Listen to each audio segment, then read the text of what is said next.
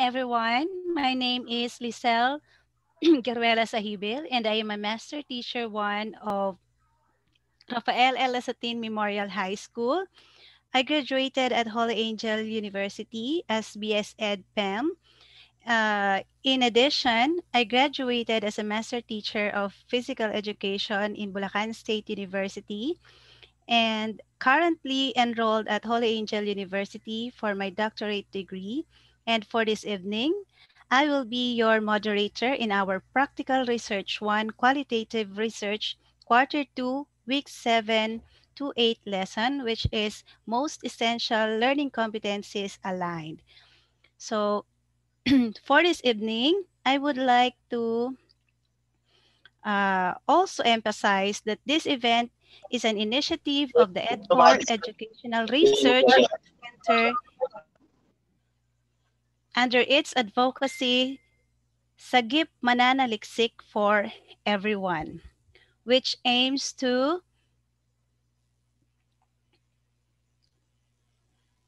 let me share with you my screen, which aim to help student researchers all over the country, especially during this time of pandemic. Also, under the program, another program of ETCOR where there's a GIP Mananaliksik one-on-one. So these two projects of ETCOR, I am proud to tell you that both projects are with advisory, DepEd advisory. And of course, this could not be possible without the consolidated efforts of Dr. Bernadette L. Lejarde and Dr. Adrian Lawrence P. Carvajal.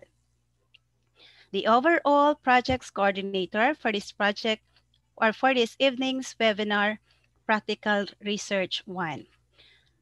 Moreover, I would like to introduce to everyone our energetic, enthusiastic, and very intelligent head researcher consultant of ETCOR, Dr. Richard D. Sanchez. I would like to inform everyone as well that ETCOR Educational Research Center, through its advocacy project SAGIP Mananaliksik for Everyone, is in partnership with San Sebastian College-Recoletos, Manila, Institute of Graduate Studies. Our agenda for this day is to draw conclusion from patterns and themes, formulate recommendation based on conclusion, and list of references. The flow of webinar will be more on discussion, so as quiz games. I also would like to, and also to give us a welcome message, it is my privilege to introduce to everyone Dr. Conrad M. Berkeley. But before that, let me tell you something about Dr. Conrad M. Berkeley. He is a Dean in the Institute of Arts, Sciences, and Teachers Education, a former Vice President for Research and Extension Services in Mabalacat City College, Pampanga. He has also graduated at Don Honorio Ventura State University in July 2020 as Doctor of Education in Educational Management. He also finished Masters of Education in Educational Management at Philippine Normal University in 2012 and a graduate of Holy Angel University, Bachelor of Secondary Education, major in Computer Education in the year 2007. My dear students and colleagues, I am proud to present to you Dr. Conrad M. Berkeley. Thank you so much, our lovely moderator, Leizel G, for that very generous introduction. I'd like to check my audio. Is it clear to everyone? Is my voice clear to Yes, everyone, sir. Ma'am Leizel? Yes, Thank sir. you so Yes, sir. much. Okay, allow me to greet everyone a pleasant evening or a blessed evening to everyone. To Dr. Richard D. Sanchez, the head research consultant, to Dr. Bernadette Legarde, the overall project coordinator, Hello, Good ma'am. Good evening evening. po. Project SAGIP MANANALIKSIK for Everyone category. And of course, to our distinguished guest speaker for this evening, Dr. Adrian Lawrence P. Carvajal. And to our moderator, of course, Leizel G. Sabile. Good evening to everyone po.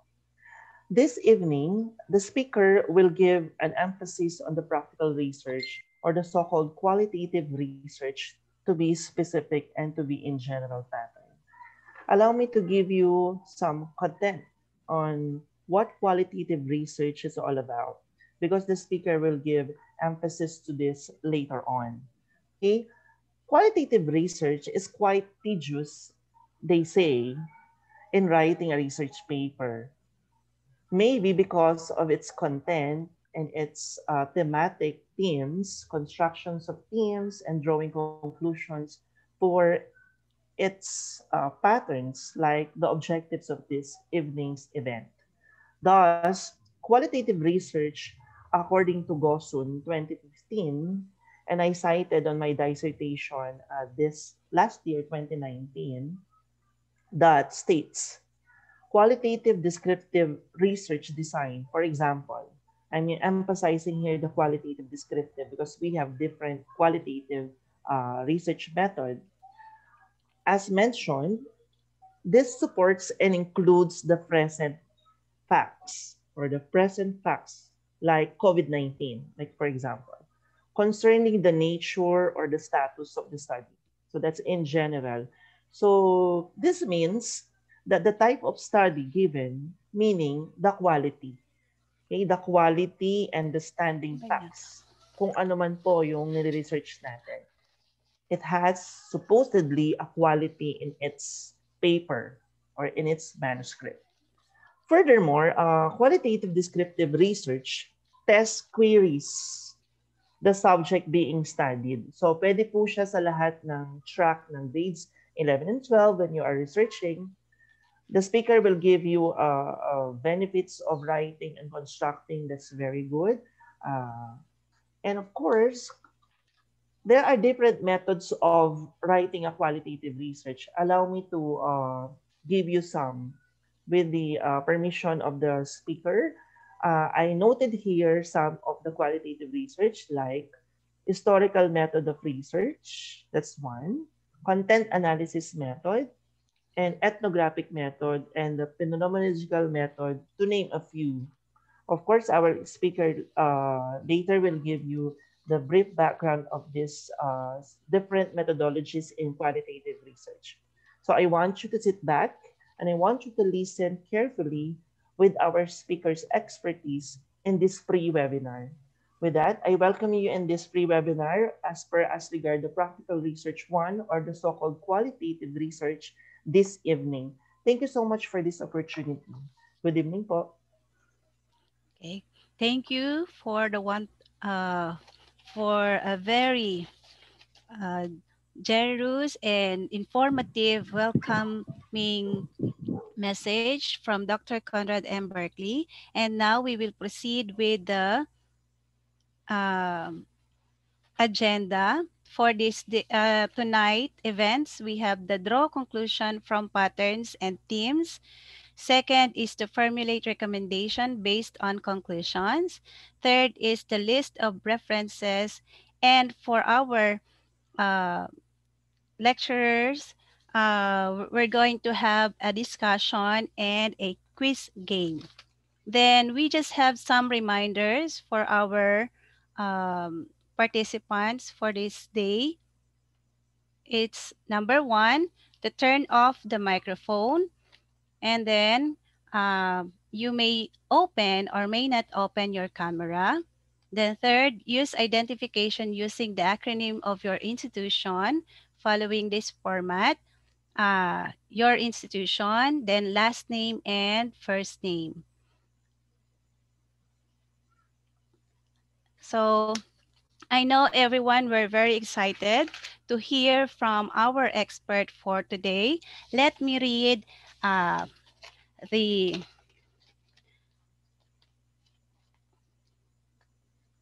eligibilities of our expert for today. He is a certified marketing educator, a career service executive eligible, and a certified Lean Yellow Belt, Six Sigma Yellow Belt. Sorry. He was a research consultant and a training and sales consultant in Dubai, United Arab Emirates. He has also served as University Director of Public Relation and Information Management Office in Pangasinan State University, Philippines, and a research coordinator of St. Paul University, Quezon City, Philippines. As a passionate educator, he taught in senior high school, college, masteral and doctoral courses on education, management, business, and research in Dubai, Pangasinan, and Manila.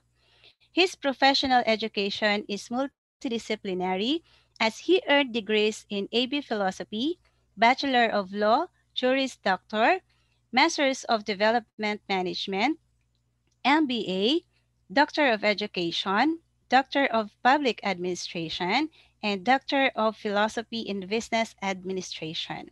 A prolific and multi-awarded researcher, he engaged in multidisciplinary researches in multi-method approaches in social sciences, education, business, and management.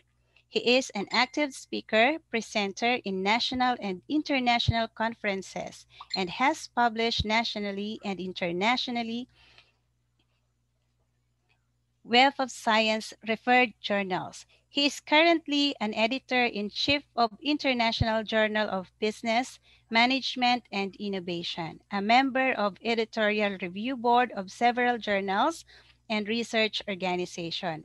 He was a project research consultant of AUSAID and USAID funded researches on employment and livelihood of persons with disabilities or PWDs and sustainable communities. Currently, he is the Dean of Graduate School of San Sebastian College-Recoletos, Manila, and Canlubang Campus, Philippines.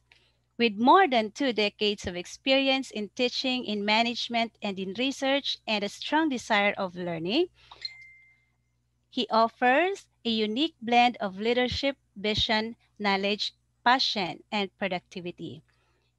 Dear colleagues and friends, we would like to present, I would like to present to you now our lecturer for this day's event, Mr. or Dr. Adrian Lawrence Carvajal. I will now Okay. present to you Thank you. uh, Dr. Adrian Lawrence Carvajal, sir.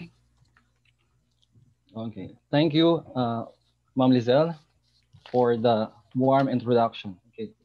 Warm evening to everyone, to my fellow Sebastians, Bravo Baste, and good evening to all of you.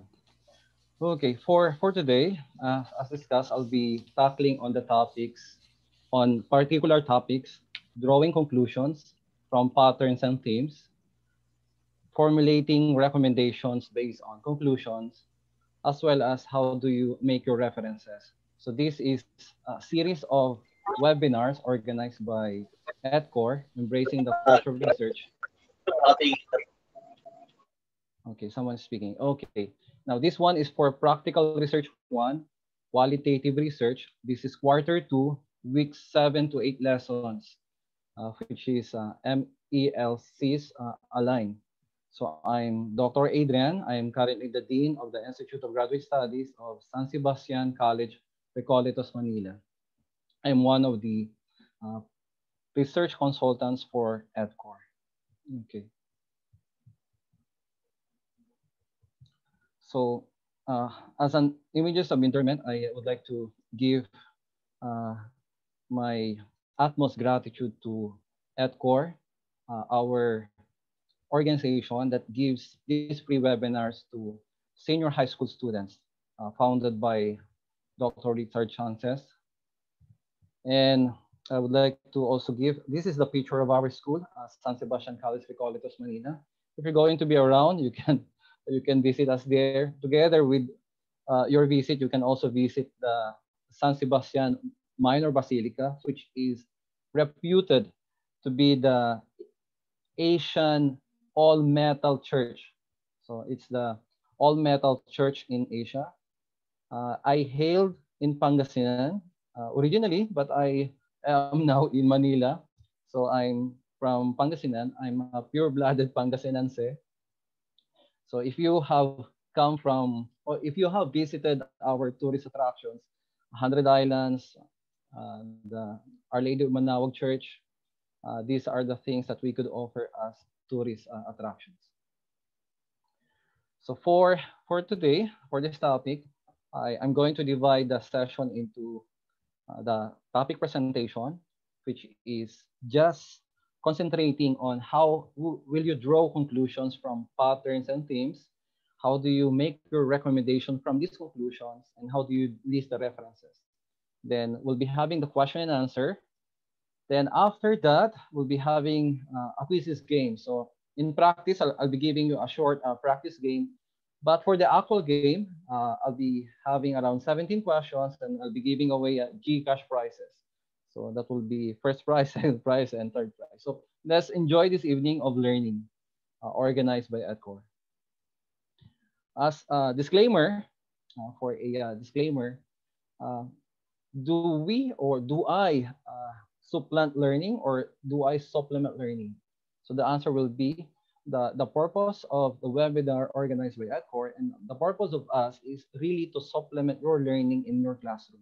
So this webinar is going to act like multivitamins for you to be able for you to really capitalize on the learning that you have. So we're going to supplement your learning in your classroom. Okay, starting right away with definitions, the DOT. So what is one word to describe drawing conclusions from patterns and themes? If you can uh, chat it. Do you know of any one word that can describe drawing conclusions from patterns and themes? Okay, the answer is this one. The correct word will be to infer. In a verb form, this infer means to deduce or conclude from evidence and reasoning. So the word infer here is the shortened version of inference. But if you're going to analyze the context of the verb definition of infer, which means concluding from evidence and reasoning. So we're going to make the action of trying to make a conclusion. And when you make conclusions, it should be based on evidence and proper logical reasoning. So the word inference, therefore, will mean we observe, we give the observation, we use the observation process, we use the background, and for us to be able to reach logical conclusions. So please take note that when we make conclusions, the proper action will be to make inferences. We infer. And inference will mean coming from evidences and correct reasoning. So we're going to make conclusions later on. So in the context of making conclusions, so we need to understand what's the action word for making conclusions. It's making inferences. It's inferring. So with that, another definition is in order. What are conclusions? If you're going to conclude, this will be if you're going to have conclusions, you're going to reach this penultimate reach for research, the conclusions, when you're going to have evidences and reasoning. You may initially have opinions. From these opinions, or we call it in proper context, hypotheses, from this it will come from the known facts or evidences, then we are going to reach our conclusions. So from inferences, we're going to reach our conclusions. So conclusions versus opinions is really a kilometer apart. So you may give your opinions, but it's better if you're going to have conclusions. Because in conclusions, you're going to have a basis of evidences and basis of reasoning. Okay, when we talk about inferences, moving from premises that we have to logical consequences.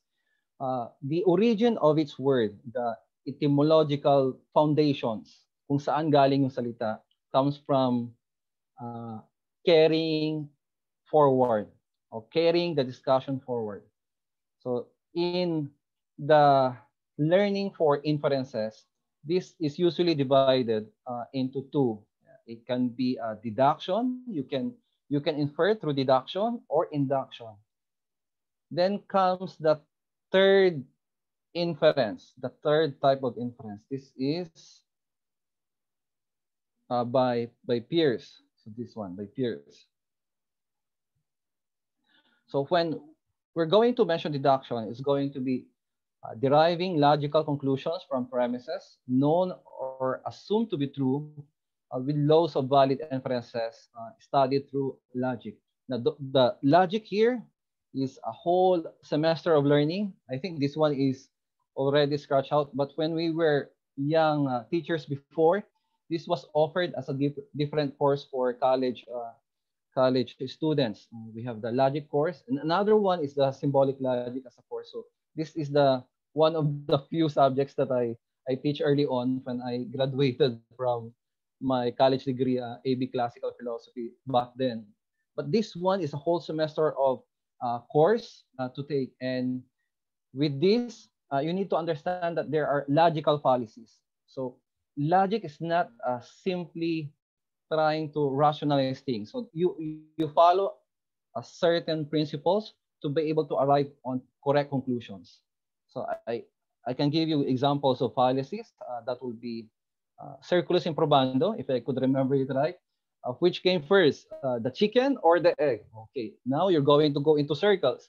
So that argument, if you're just going to go into circles, is it's called arguing in circles or circulus improbando. There's another one, argumentum ad hominem, which is rather than attacking the issues, you're attacking the person. So if you're, for example, you're discussing certain issues, but eventually you resorted to name calling. So that's argumentum ad hominem. That's attacking the personality of the person rather than attacking the issue.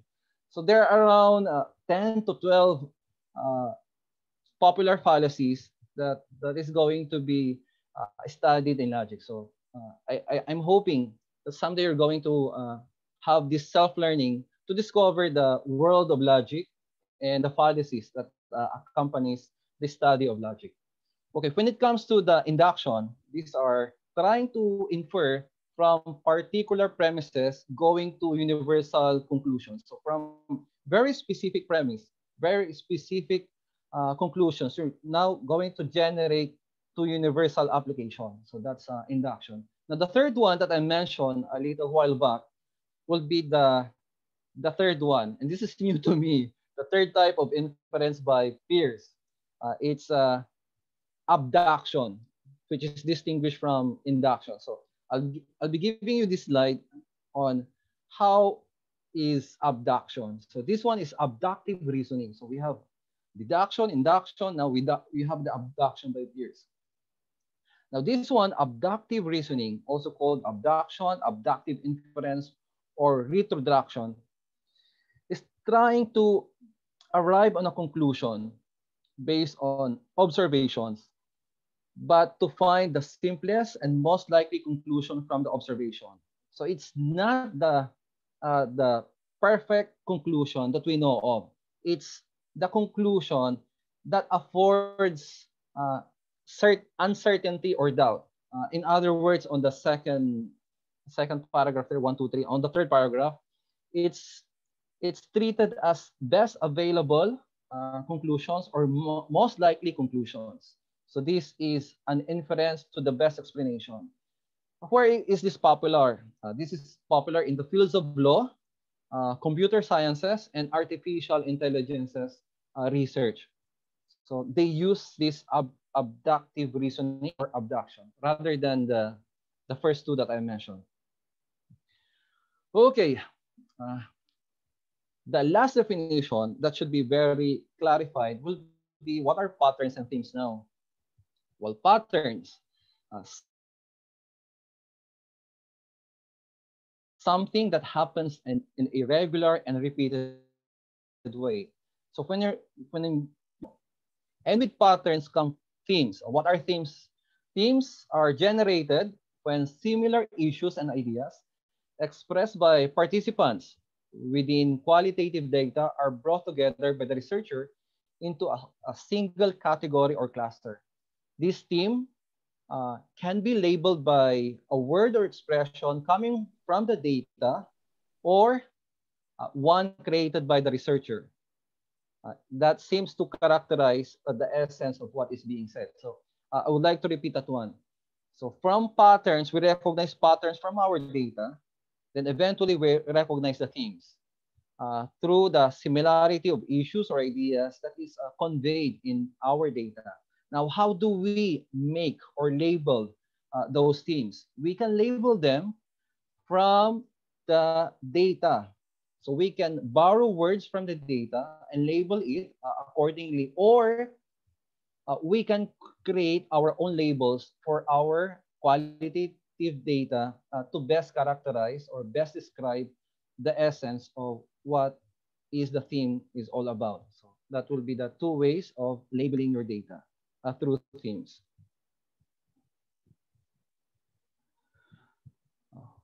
Okay, here are some of the techniques to identify themes in your qualitative data. So the first one will be word repetition. So this one is the most basic uh, technique to identify the themes of your qualitative data. So if you want to understand what people are talking about or what the data is saying, just look at the word usage. How frequently is the word used in your qualitative data? So word repetitions can be analyzed either formally or informally. So in the informal mode, uh, you as a researcher or investigator simply read the text and note the words or synonyms that people uses a lot in your qualitative data. So that will be the informal one. The more formal version, however, will be generating a list of all the unique words in a text, which is very paramount, and counting it the number of times for which the word occurs. I I remember some researches that I have conducted. If you can remember word clouding, okay, if you can remember word clouding before, it was popular before uh, as a preliminary research method.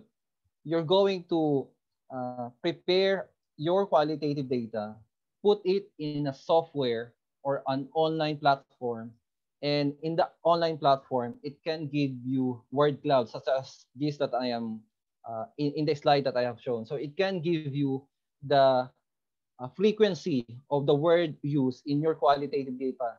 Lalabas yung pinakamaraming frequency, siya yung pinakamalaki, word clouds. When I use this one, there's a caveat, a warning, because when this one is getting popular, there's a warning there that it is not advisable to use this one as your sole method of research. It can be a preliminary study or investigation giving you the frequency word usage in your qualitative data, but it should be deeper. You should go deeper than mere word counting. So that's a warning there from our experts in research. But I have used this one as a preliminary tool to be able to identify the keywords. At gumamit din po ako ng word cloud platform. Meron din yan online. You can use word online. Pwedeng dumaan yung qualitative data nyo. Bibilangin niya yung frequency word usage. So lalabas po, you can just lalabas yung ganito na word cloud data. It can give you the frequency of word usage through the appearances of the words. Pag mas malaki, mas marami ang word usage na ginamit nun o lumabas sa qualitative data niya. Okay, the number 2 technique is indigenous categories. So another way to find themes is to look for local terms that may sound unfamiliar or are used in unfamiliar ways. in Patton words, in the words of Patton, these are indigenous categories, usually used by grounded theorists in identifying local terms as in vivo coding. Nag-note po ako dyan, if your teacher has already mentioned an in vivo software, this is the counterpart of the SPSS. So there's a software for qualitative data, and what that one that I know of in particular will be the in vivo software. It can give you the categories and the themes of your data. Rather than manually, it can give you the automatic categories for your themes of your data.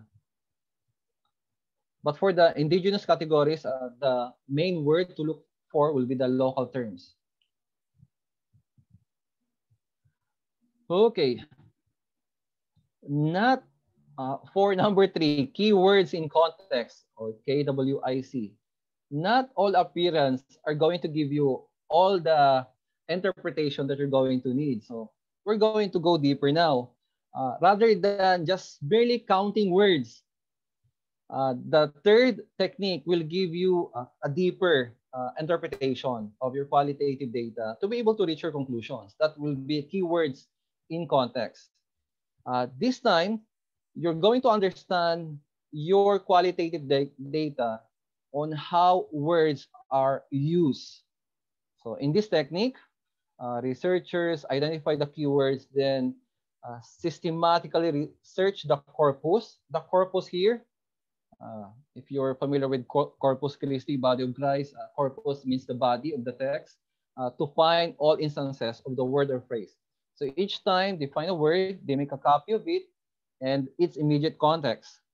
Themes get identified by physically sorting the examples into piles of similar meaning. So keyword here is contextual clues, contextual meaning, or how the word is used in the qualitative data, on how they use the words also. Keywords in context. That's the third one. The fourth one, compare and contrast. So this gives us that themes in the way that they communicate in the qualitative data can give comparisons or contrast. So you're going to look for this one. So it can give comparison or contrast. This is by Glaser and Strauss. Matagal nang ginagawa for the qualitative researches. So you're going to look for comparison and contrast in your qualitative data.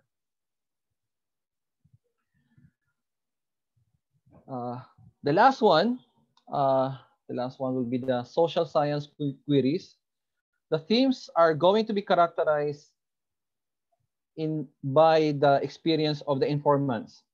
So the researchers are going to be interested in understanding how the textual data illuminate questions of importance to social sciences. I think I'm going to give you an example of this one in a later while for the social science. We believe that we use this one. Okay, Ines Bradley suggested searching for interviews or evidences when you're going to conduct your interviews, or when you're going to look at your interview data, you look for evidences of social conflict, cultural contradictions, informal methods of social control, things that people do in managing their impersonal social relationships, methods by which people acquire and maintain, achieve, and ascribe status.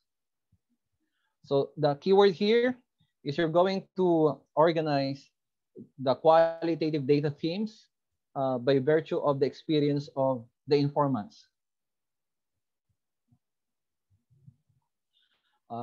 This time, we're now going to the strategies on how to infer data through thematic analysis and through the qualitative data analysis, or QDA. Okay, for the thematic analysis, how do we define this one? So borrowing the definition of Brown and Clark, it's a method of identifying, analyzing, and reporting patterns within the data. So it's the most widely used method of analyzing qualitative research. the same authors, Brown and Clark, provided for 6 steps of thematic analysis. So if you're using thematic analysis in your qualitative data, so these are the steps according to Brown and Clark. So familiarization with the data. This phase involves reading and rereading and reading once again to become really immersed and intimately familiar with its content. So that's the big difference between the quantitative and qualitative data is this one. You need really to read, and read once again the qualitative data that you have. The correct or important word here will be immersion. You need to immerse yourself in your data. So coming from the UP collaborator that I have worked with. So you need to immerse yourself with your data. There's a caveat there. So parang warning. Uh, how long are you going to swim in your data? Gaano kahaba, gaano katagal ka mag-swim, mag-i-immerse, babasahin yung data mo. Merong concept na over immersion. Yung parang wala ka na makikitang themes. That's why you need to move on the next phase of your data. So kung wala ka na makikita, yung data saturation is another concept that's going to be applicable here. So kung wala ka na, saturated na yung data mo, you need to move on. But the thing for number 1 is you need to immerse yourself with the data, swim in your data. Number 2, after the familiarization with the data, you need to code now. You need to make coding. This phase involves generating specific, succinct labels or codes that identify important features of the data that might be relevant to answering your research question. It involves coding the entire data set, and after that, collating all the codes and all relevant data extracts together for the later stages of analysis. So this is your first preliminary action after the familiarization with the data. You need to code now. You can use Google Sheets if you're collaborating online with other persons. You can use Excel. You can use Word also and do some tables to be able to make the code. So either by person, you can find themes or patterns already that makes it a code. So how many themes are paramount or popular? So that will be the coding part. Now, searching for themes. This phase involves examining the codes that you have entered and collated data to identify significant broader patterns of meaning, the potential themes. It then involves collating data relevant to each candidate theme so that you can work with the data and review the viability of each candidate theme. So from the patterns that you're going to have on the codes, then going to the themes, you're now going to so from the patterns, we're now going to search for the themes for the patterns that you have indicated in your coding. Number 4, reviewing the themes. This phase involves checking the candidate themes against the data set to determine that they tell a convincing story of the data and one that answers the research question. In this phase, themes are typically refined, which sometimes involves them being split, combined, or discarded. 5, defining and naming the themes. This involves developing a detailed analysis of each theme, working out the scope and focus of each theme, determining the story of each. It also involves deciding on an informative name for each theme. So we need to shorten the names. When we were doing the research on blogging, in a while I'll be showing it to you. We started with around 17 themes. Then later on, we reduced the themes into 11 because some themes are going to be subsumed or in the subcategory of the themes that we have organized. So that will be on this process that we need to work out on the scope and focus of each theme. So and we need to decide later on if some themes are going to be duplicate themes that can be under the themes that can be under some themes. So writing up, this will be the final phase. This involves weaving together the analytic narrative and that data extracts and contextualizing the analysis in relation to existing literature. Okay. I just remembered one issue on qualitative data that was uh, uh, that was given as a recommendation in the paper that we have done. That will be from the themes. We need to connect the themes that we have gathered, that we have uh, finalized as conclusions to our review of related literature. So when we have found these themes as conclusions, what's now the connection of our data to the existing review of related literature? So that's one. And I need to add one more. Uh, Initially, in qualitative research, we were thinking that we're not, when uh, we're going to use a theory or no theories at all. So when for the other research consultants who are here, you can help me out later on that in the qualitative research using grounded theory, there's no theory at all to consider, and a theory is going to be developed sooner or later from the themes that we're going to have. But in the other qualitative researches that I have perused also, they started with theory, and with that theory in mind, that's one of the patterns in trying to analyze the data. So it's a two-pronged approach, and one has been one approach is popular from the other researchers, and the other approach is popular from the other researchers also.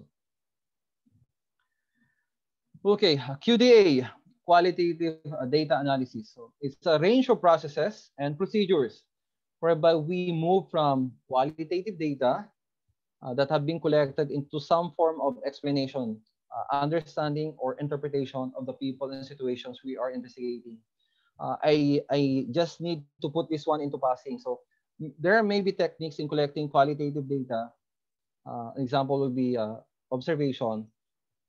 Coming from the raw materials, an observer collects from observations, interviews, and materials, such as reports that others have created. Data may be recorded in several ways: written notes, sketches, tape recordings, photograph, and video tapes.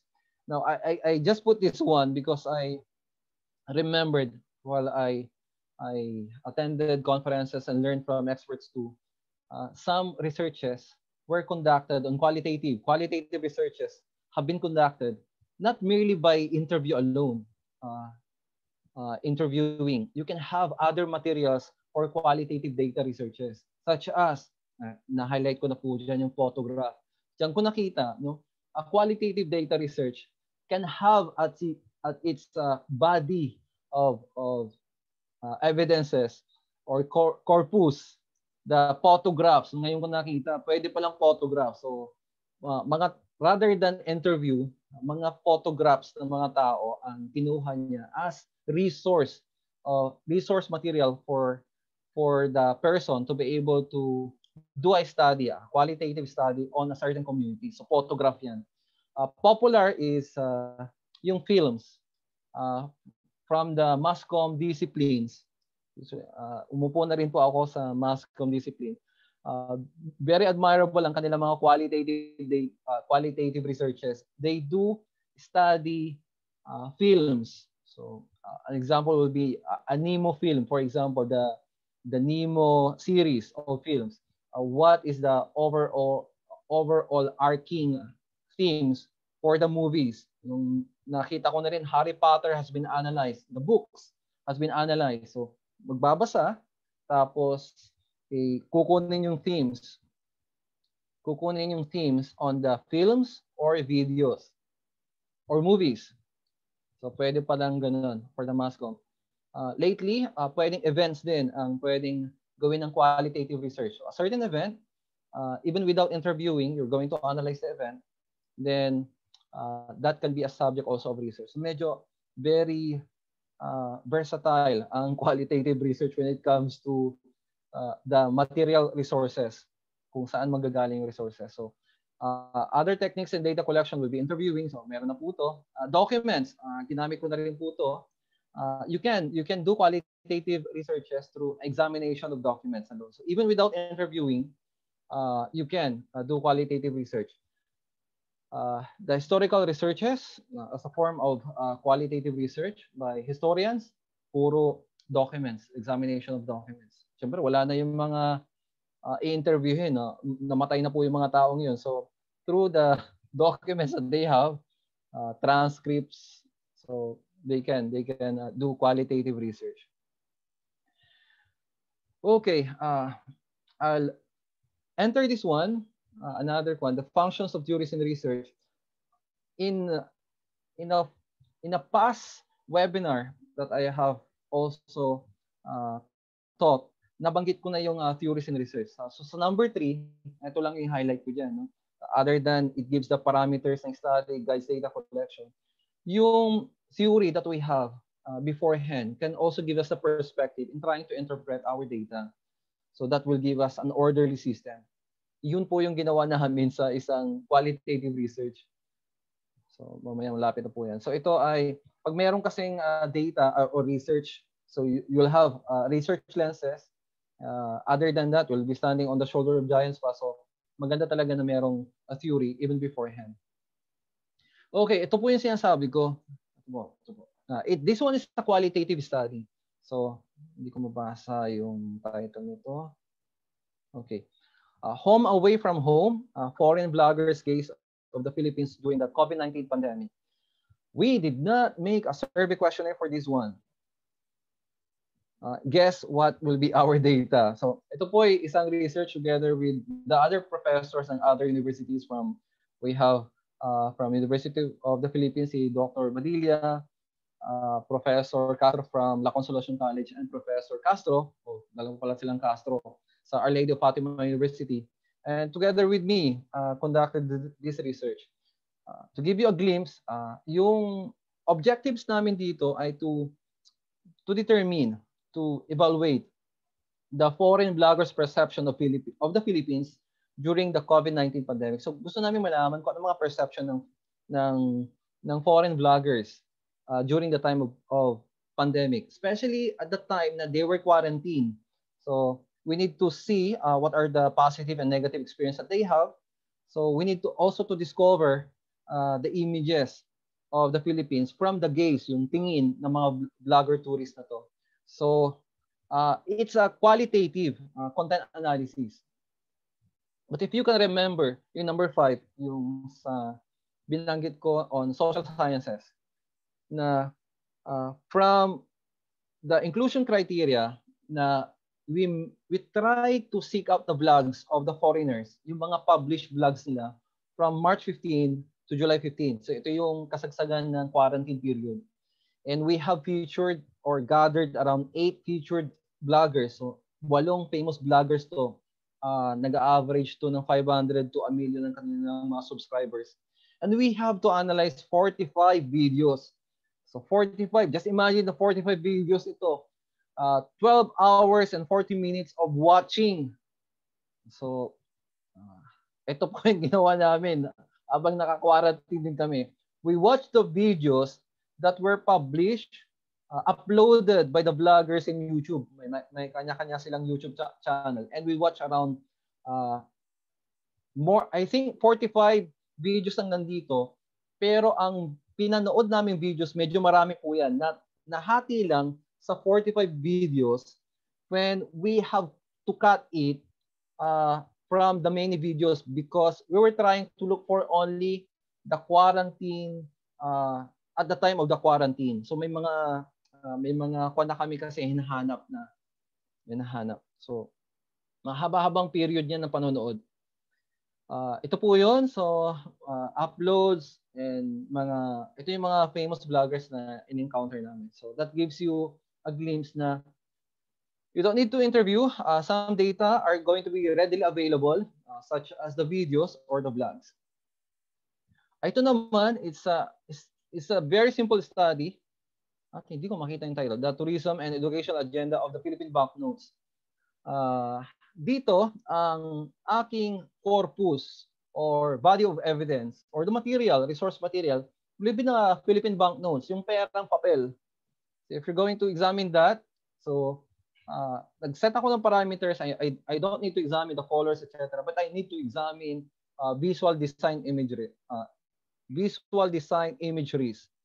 that pertains to anong portraits ang nandyan, architecture, ano pa ba, mga indigenous products and flora and fauna that were featured, etc. So yun yung parang context on how I did examine the Philippine money, because yung current study on money is not confined to the 4 functions of money lang. So dapat may ikalimang function, yung money as a mass media communicator of the particular national identity of the issuing country. So hindi lang yung dating, if you're taking up business, may 4 lang kasi na 4 functions of money.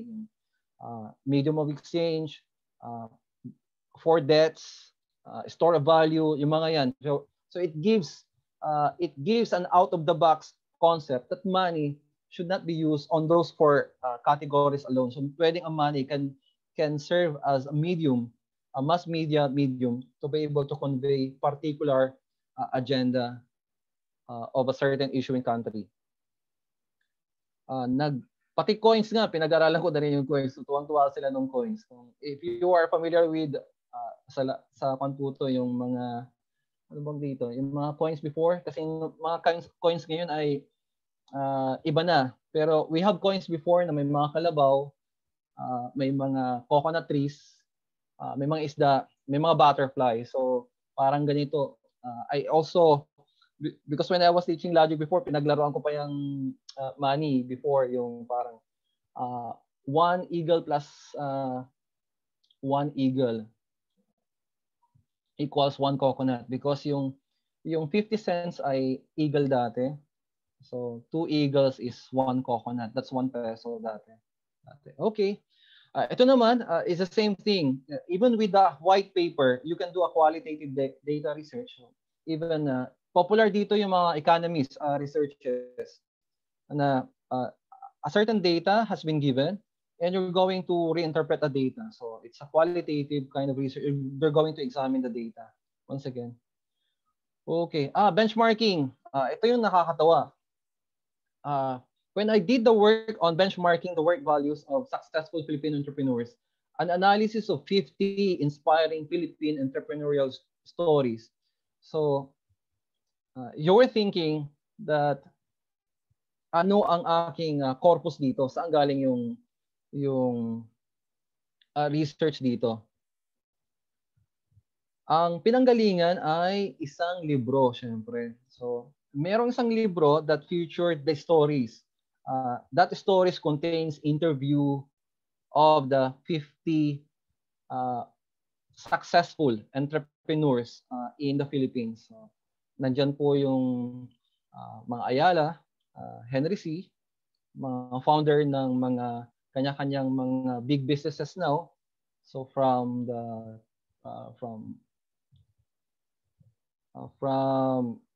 different organizations, different businesses. So they were featured here. So that's rich material to be able to do a qualitative research because it contains already interview transcripts of these entrepreneurs, famous entrepreneurs. So even without conducting an interview, you have this material already. You can do qualitative research on this one. Nag-coding din po ako dyan. So, I made coding. So, 50 entrepreneurs. Ano yung mga common na sinasabi na? So, 50 entrepreneurs, kanya-kanyang code. Ano yung mga sinasabi? So, may mga lalabas na themes yan. So, lumabas yung work values. To be able to be a successful entrepreneur, you need to have a certain work value to become a formula to become successful. So, it documents. It tries to identify the work values. Okay, recommendations. So malapit na po ako. Anong oras na po ba? Ma'am Sheila, may oras pa ako, no? So recommendations, malapit na po. Okay pa po, sir. Okay pa, sige. Konti na lang. Nasa last two na po ako. Recommendations. So when you're going to have recommendations, please bear in mind that it should be logical, relevant, and feasible. What do you mean by being logical? Following,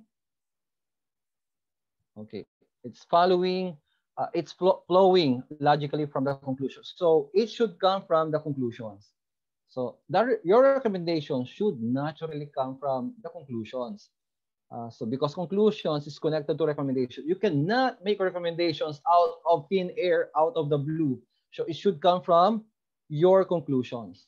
From these conclusions, it is logical, wiser to be able to get your recommendations from these conclusions. Relevant means you're meeting the purpose and scope as stated in your introduction or the first parts of your paper. Relevant. So you're meeting the purpose and scope of your paper. Feasible. Okay, naturally, syempre, if you're going to recommend, it should be practical and workable.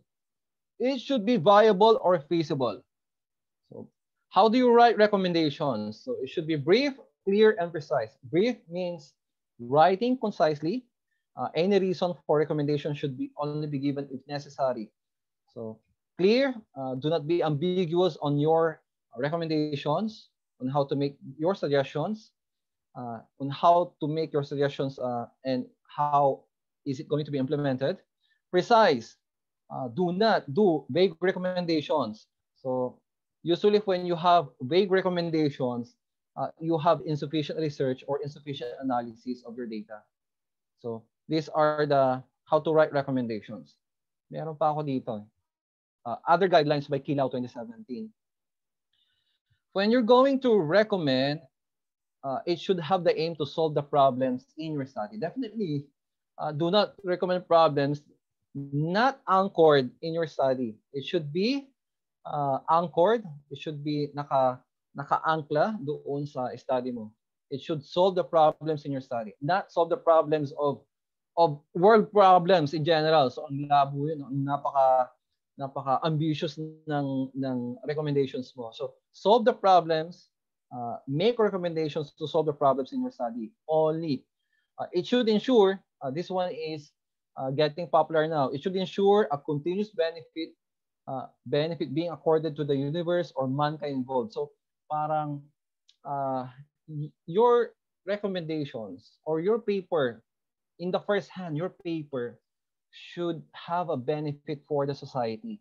And with this benefit, because it aims to give a benefit, your recommendations is going to be really important in trying to give this benefit for our society. That's why ngayon, popular po sa thesis and dissertations, even in thesis, yung sa baba, sa college thesis, that whenever they're going to research, the big question coming from the panel of examiners will be, what will be the impact of your research now? What will be the benefit? Why would you research that? What will it do? No, what it can it can contribute to our society? So these are the things. Number 3, nagdagdag na lang po ako dyan kasi na-miss niya ni 2017 Kila will be, it should be anchored on conclusions. Kung gagawa ka ng recommendations, dapat naka-ankla pa rin sa mga conclusions.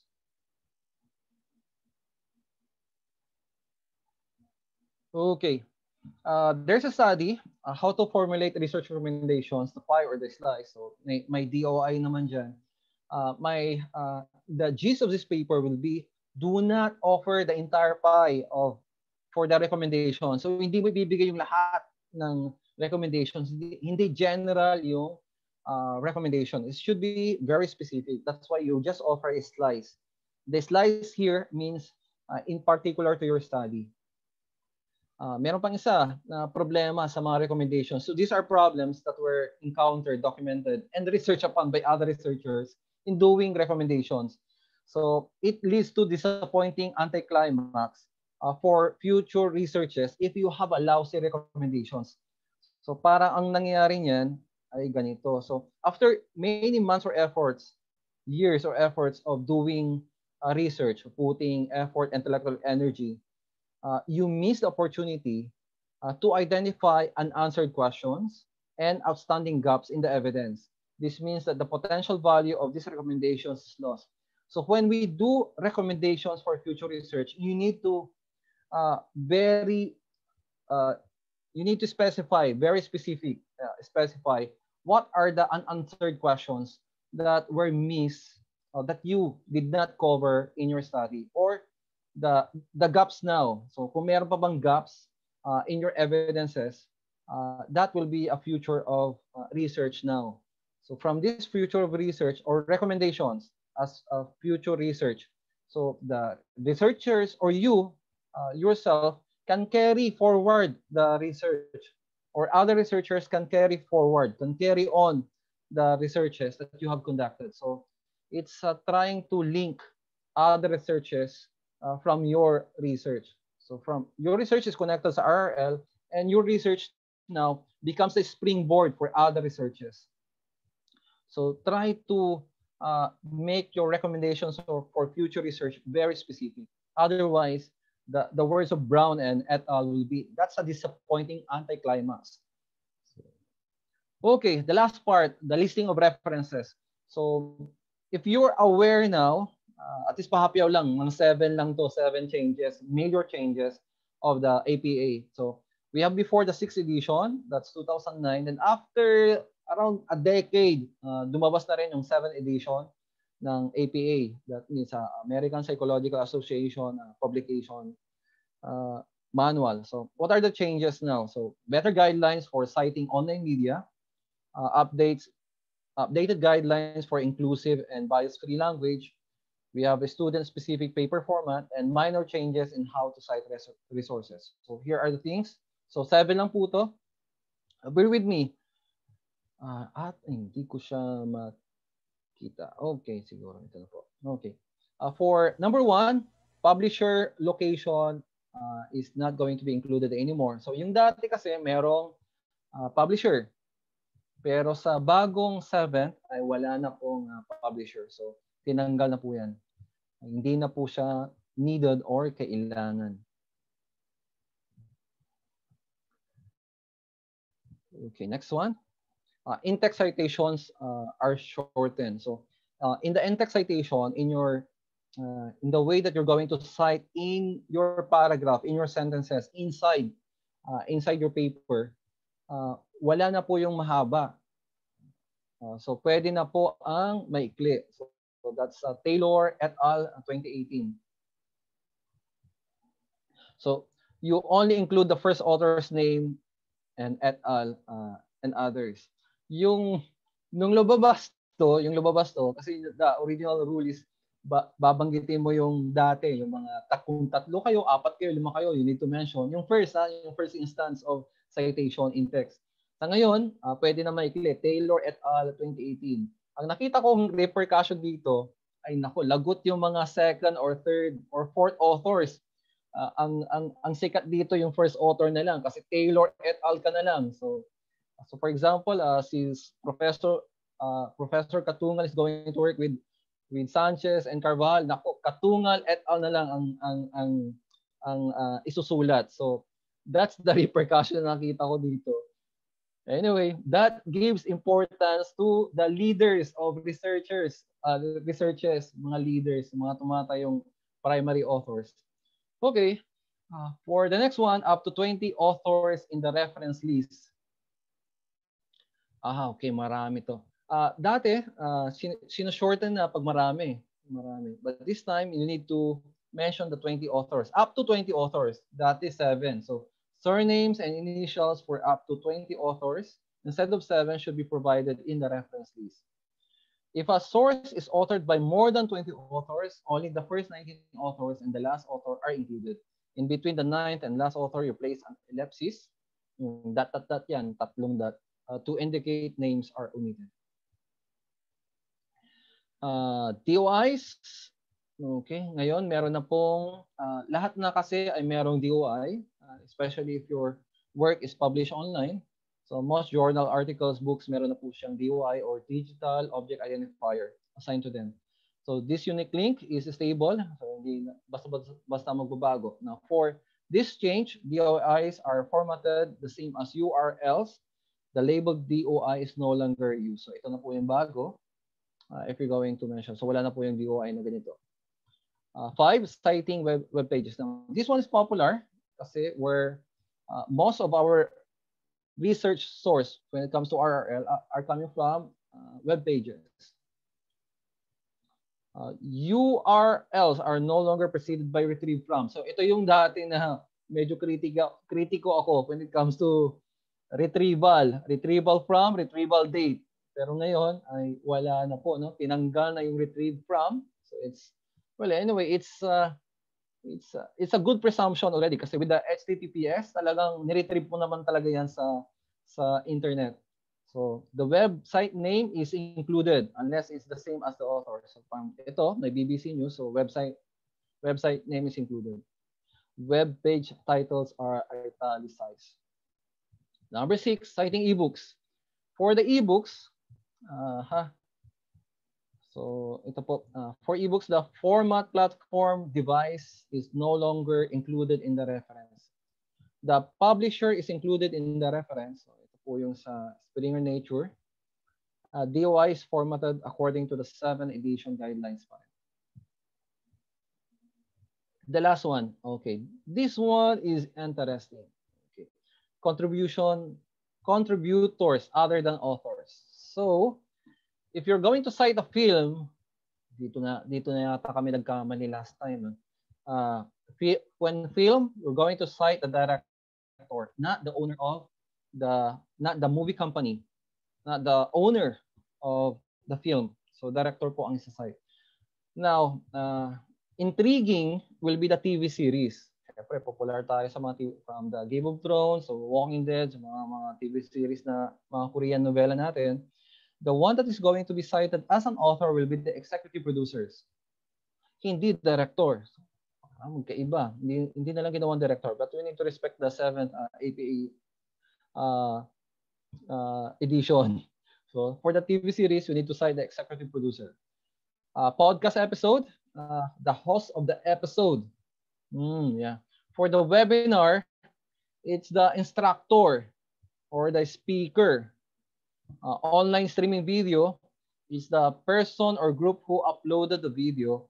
And for photographs, you need to cite as an author the photographer. What are the notes here? Clear guidelines are provided for citing contributors other than authors and editors. The contributors appear in the author position. The role of the contributor is added in parentheses after their name. For example, Jones PD director. So we need to add pala this one pa. If they what is their function? So if it's a TV series, you need to add Jones PD, then executive producer. Okay na po yan. So, the same 7 edition manual provides for a section, separate chapter for reducing biases in your writing. So, kasama na rin po ito, using singular they. So, this one is interesting, may singular they. So, instead of writing a researcher's career depends on how often he is cited, you're going to write a researcher's career depends on how often they are cited. So the use of they as a singular now. Each examiner submitted his or her assessment. Wala na po yan. So ang gagamitin na sabi ng 7 APA will be each examiner submitted their assessment. So the singular they or their is endorsed as a gender-neutral pronoun. Avoid using he or she to refer to people or unspecified gender. Also, the sensitive labels are also discussed here. Wala na po yung the poor, but you're going to describe the poor as people living in poverty. You don't use the transsexuals, you use transgender people. So instead of using adjectives as nouns to label groups of people, descriptive phrases are generally preferred. Also, you are going to respect the language that people use to describe themselves and be aware that language changes over time. Ito po yung naging issue namin sa persons with disabilities dati. We don't call them persons with a handicap. So, yun po yung proper nomenclature when it comes to persons with disabilities, PWDs. There is an encouragement also of providing appropriate level of specificity.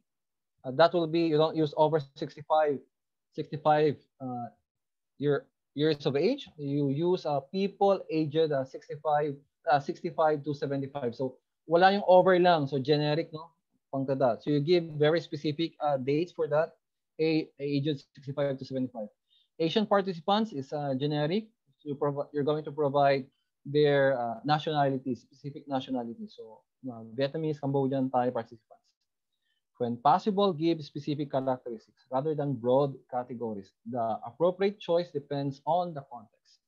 And when it comes to the font, alam na po natin to.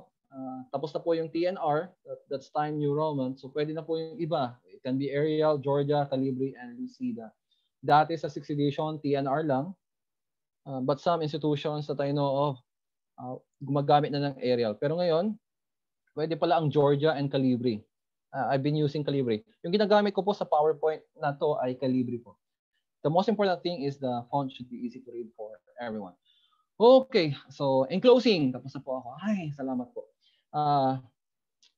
Research is just part and chapter of your life as a student. So you need to do it. So you just keep moving ahead because with this action creates certain momentum, which in turn creates unanticipated opportunities.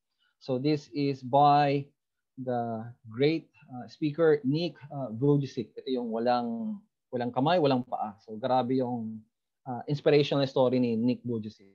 From the book Life Without Limits, Inspiration for a Ridiculously Good Life. So this is my contact number just in case you're going to later on. So okay po. Ito po yung mga courses namin for those who are professionals and consultants who wish to finish their PhDs or masters, or you need to want more degrees. Ito po yung mga offered courses namin. So we have MBA 7 specializations. We have 2 specializations for psychology, and we have 4 specializations in PhD. Okay. So reminder, ito po ay the overall project coordinator for this event webinar is Dr. Bernadette Lejarde.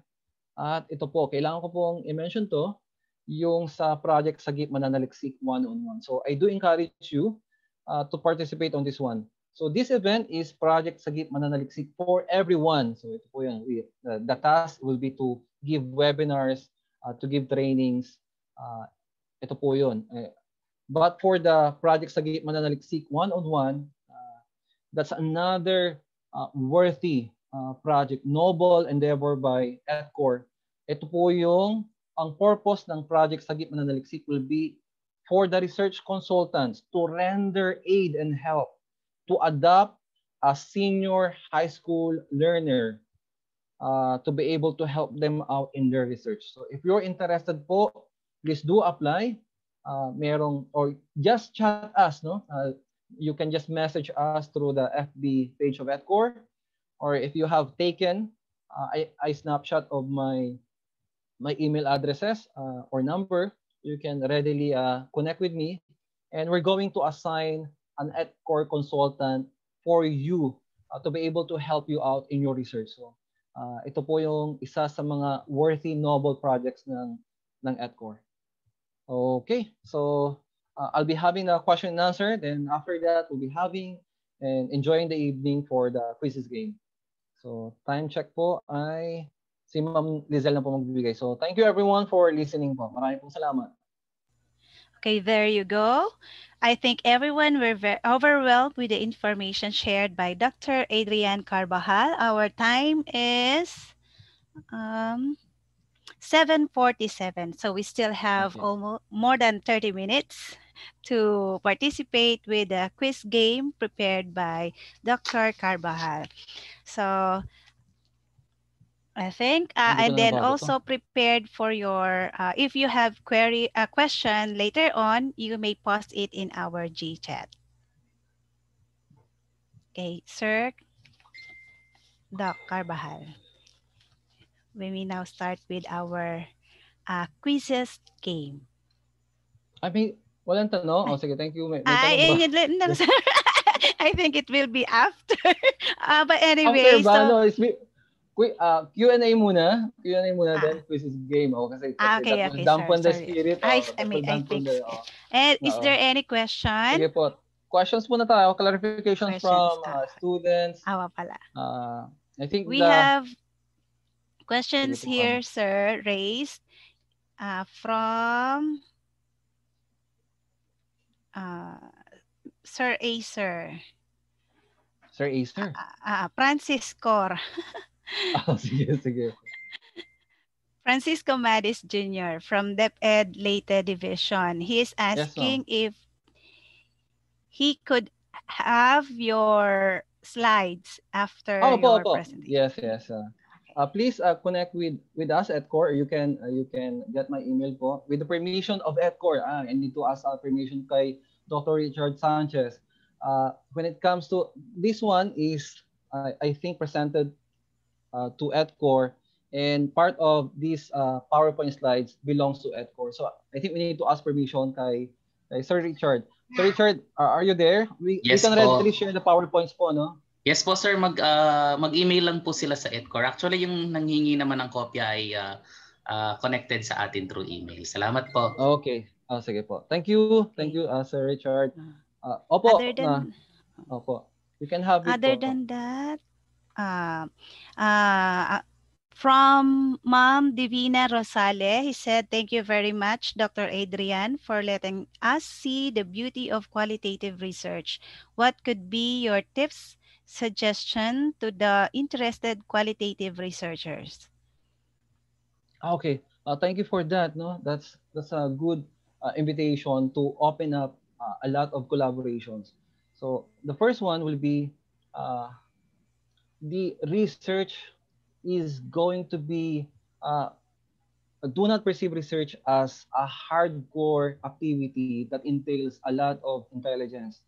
Hindi po, no? What it entails is just like finishing your master's and doctorate. What it entails is a lot of perseverance and out of the box thinking.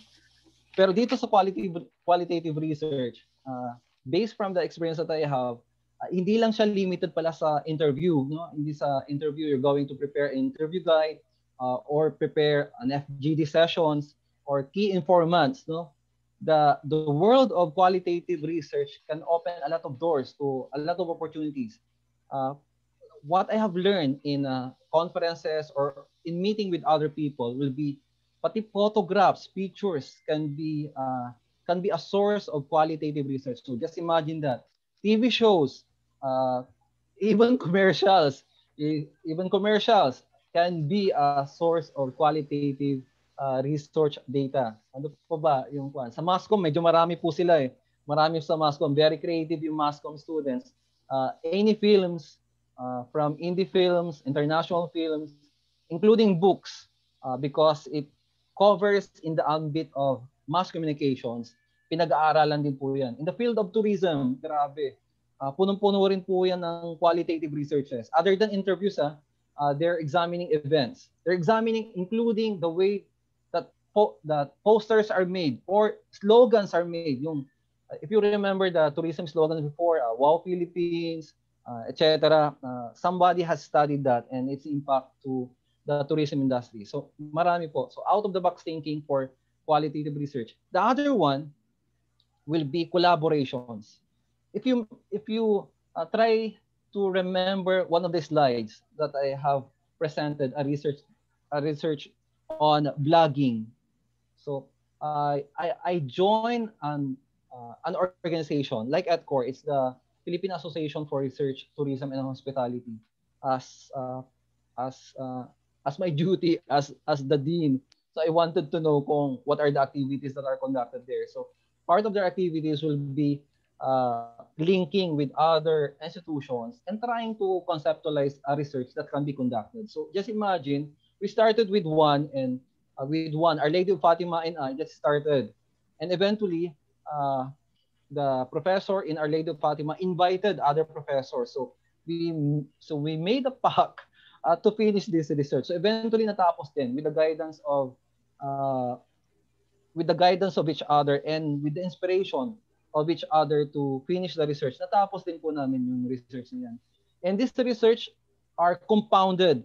So ang parang mangyayari po nito, we have this data already and we can use other theories to be able to analyze this data. So yun po yung maganda. With an effort na ganyan, pwedeng mag-multiply yung researches. Yung keyword dyan na ginagamit sa corporate world will be magkakaroon ng synergy. Yung synergy will be 1 plus 1. The concept of 1 plus 1 equals 3 is the concept of synergy.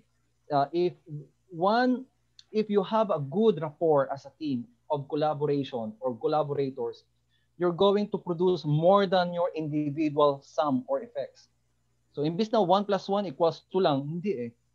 When you have a good team, you're going to produce more because of that. So it's an invitation. The ETCOR research consultants now should go in this way. So rather than doing individual researches, no, we should try to connect with one another, try to see our strengths and weaknesses. Marami po dyan magagaling. I have heard some research consultants who are experts in their field. We can connect with these persons and to be able to do actual researches too. So other than the one that we're making as individual, to connect with them is to learn new things from them. So yun po, napakaganda na po ng tanong niyo. So out of the box thinking in summary, and you connect with other researchers.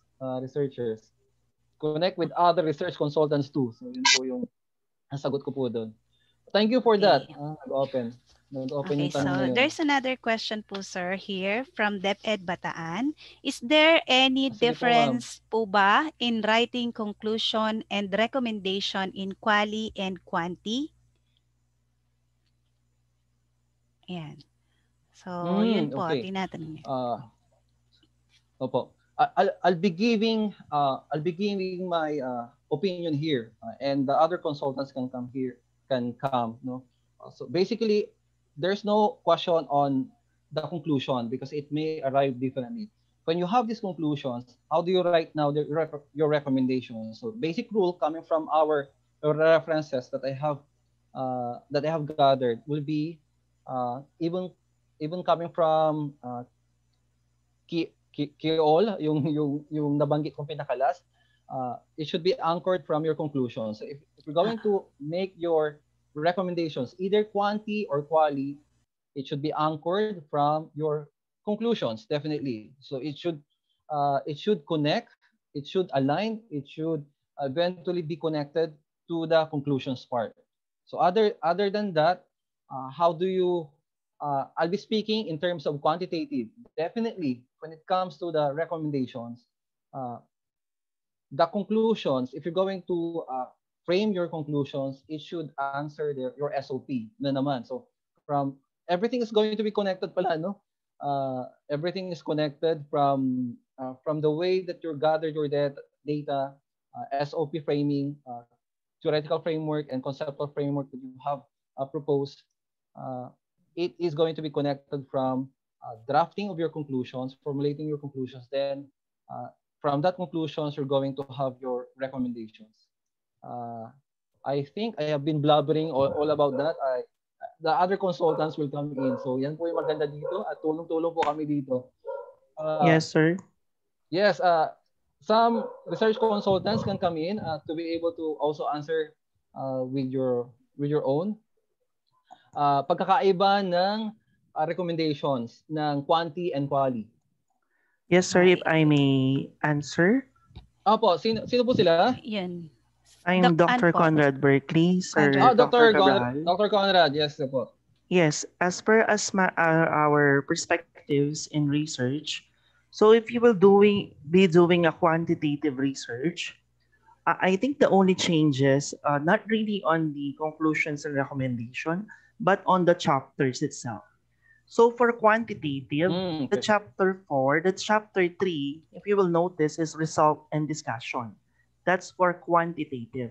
For qualitative research, findings and discussions ang nauuna. So I think the questions will dwell on the chapters of the quanti and quali. No difference from the conclusions and recommendations because even mixed method has the recommendations and conclusions. Thank you. Okay. Ma'am Leizel, may I add to that? Yes, sir. Sige po. Sa tanong po na, is there any difference po ba in writing conclusion and recommendation in quali and quanti?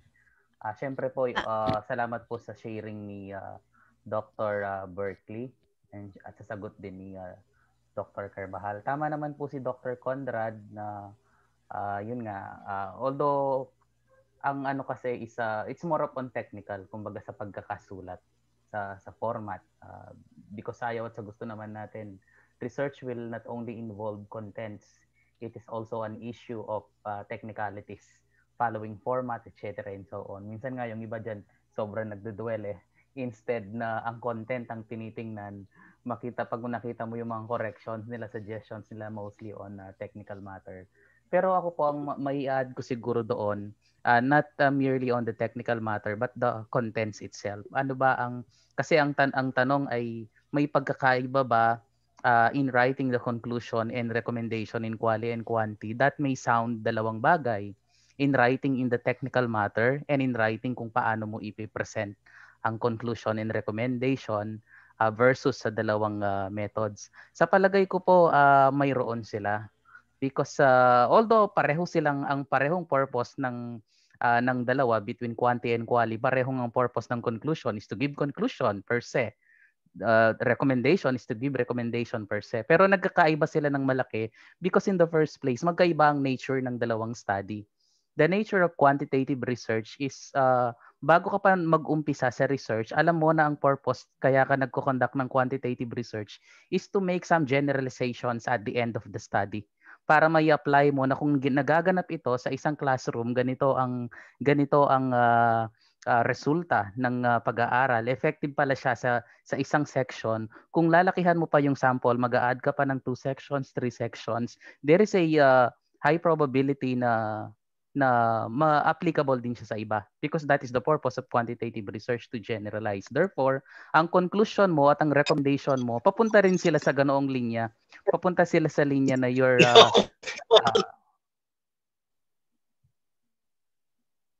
okay po. Papunta sila sa ganoong linya. Kaya nga pag binabasa mo ang conclusion at recommendation ng isang quantitative research, yun ang direksyon na pinupuntahan niya to make things generalized sa mas malaking population, sa mas malaking sample. Ang qualitative research naman, babalik ka, what is the nature of qualitative research? Qualitative research, it does not intend to generalize things. Hindi mo pwedeng sabihin ang nararamdaman ng isang tao ay maaaring katulad din ng nararamdaman ng iba. Ikaw, byuda ka halimbawa, dapat kung ganitong nararamdaman mo, dapat ganito rin ang nararamdaman ng isa pang byuda kasi pareho kayong byuda eh. Pero hindi ganoon ang qualitative research. Kahit gaano pa tayo parang nakita mo na parang very similar, na talagang identical, meron at meron pa ring differences. Kaya nga hindi mo pwedeng i-apply ang karanasan ng isang tao sa karanasan ng isa pang tao, no matter na how seemingly they are alike with one another. Therefore, ang conclusion ng qualitative research, ang recommendation ng qualitative research ay papunta rin sa direksyon na ipinapakilala niya yung kaibahan nung experience ng isang individual na hindi mo may apply. So sa akin, although tama yung sinabi kanina ni Sir Conrad na of course that is a technical matter, that is a format in writing. Sa akin naman more on dun sa laman. I see na magkaiba ang paraan ng pagkakagawa ng in terms of content ng quantitative research tsaka qualitative research precisely because magkaiba ang nature ng dalawang study. Yun lang po. Thank you so much po. Okay. Ted po no kay our head consultant of ETCOR. So ngayon naman po, meron pa po ditong isang question, Doc Richard, Doc Carvajal. Yes, so what will be your advice po, Doc, if some claim that there should not be conclusion for qualitative research? If it is the case, there can be no. Okay. If conclusion is needed for qualitative research. If some claim that there should not be conclusion. Some claim, okay. Some claims there should not be conclusion for a qualitative research. Okay, some claim. If this is the case, there can be no conclusion. Parang ganun ang ano niya, sir. Okay. Okay. Sa akin din, personally, thank you for the question. I will claim that there's a need for conclusions in qualitative research. Oo. So some claim, let's have the consensus kasi I am one of the opinion and judgment that qualitative research should have Should have. conclusions. Oo. Should have conclusions because conclusions gives you the closing, the findings, no? Findings and conclusions. Binibigay niya yung the way that you have inferred. You remember the introduction part? From these evidences and logical reasoning comes the conclusion. So if you're going to conduct a study, even if it's qualitative by that matter, so you set out in an investigation, in a research. So you need to have conclusions pa rin. So that's mine. My count, my vote is going to be, I'm going to claim, I'm one of the persons that will claim that conclusions are needed in the qualitative researches. So other consultants are going to come in. I think lahat naman sir yata ng research talagang kailangan dapat merong conclusions kasi sa akin You din, agree? You sa agree, aking ma'am? opinion, Sige. yun ang pinaka natin, generalization, findings, facts doon sa kung ano ang nabuo doon sa pag-aaral mo. Okay. Yung dalawa na tayo, ma'am, ay some na, tama? Some claim that conclusions are going to be important, necessary in qualitative research. So that thank you for the question, no? That kita nyo medyo kami. Iba-iba po ang thoughts on the matter. Actually, Doc Carvajal, may I ask also. Si Sir Katonggal po ito. Professor Randolph Yes, is sir. here. Actually, sir, hindi nabanggit ni Dear Moderator yung... Grabe siya. Hindi, sir. Hindi nabanggit ni Dear Moderator yung buong question ko kasi okay. I actually asked that from a pillar also. Pillar talaga siya sa research dito sa Philippines. Pillar din. Sabi niya, talagang wala naman daw dapat talagang conclusion ng qualitative kasi bias ang pag-aaral sa qualitative. But I actually disagree with that person. Sabi ko, paano naman po yung requirement ng school or university na dapat makabuo ka ng research na may conclusions or recommendations dun sa chapter na kinilalagyan na yun, no? So sabi niya, that's only a requirement of the school, but actually the knowledge is being created by the researcher himself. So siguro daw years to come, universities or schools in the Philippines would actually realize that there must be an upgrade on the knowledge about qualitative research and quantitative. So yun lang naman po yung sinabi niya. Thank you. So sorry po, Dr. Randolph Katonghal. Hindi ko po nakita sir yung succeeding ng message po ninyo. Pasensya na po. Ma'am Sahibil, Okay. may I be recognized? Okay po. So let's hear from Doc Richard Sanchez po. Okay, salamat po Sir Randolph. Si Sir Randolph po, parati niya tayong china-challenge na talagang mag-isip, na talagang which is nakakatuwa po, no? Alam niyo po, syempre, technically speaking, again, by format, schools, institutions, research writing per se would tell us na, of course, nandiyan ang conclusion, nandiyan ang recommendation. Pero alam naman natin, sa research, lalo na sa qualitative research, no? Because we're dealing with qualitative research now. Ito yung, of course, there are rules, pero kung minsan depende sa author, depende sa kausap mo. For as long as the person can justify bakit niya nasabi yon, then we accept that. Halimbawa, yung source ni Sir Katunggal, I think there is a wisdom in saying that sabi nga nila, dito sa mundo ang tanging permanente lamang ay pagbabago. Even in qualitative research, lalo na sa ganitong field, sinong nakakaalam, sino makapagsasabi na malay nga natin magkaroon ng mga because dynamics ang pagsusulat ng dynamics ang pagsusulat ng qualitative research. So sa pinupunto ni Madam or Sir, yung source ni Sir Randolph, malaking possibility din po iyon. Kumbaga, hindi natin na kino-close. Lalo na sabi ko nga, Ang qualitative research, ang tawag ko sa kanya, pabiro kong tawag sa qualitative research ay malikot na research. Bakit malikot na research? Yung mga rules kailangan alamin mo kanino nanggaling, kaninong opinion. Although isa pa ngang example, halimbawa sa sample, 'di ba? Kung phenomenology yan, iba ang recommendation.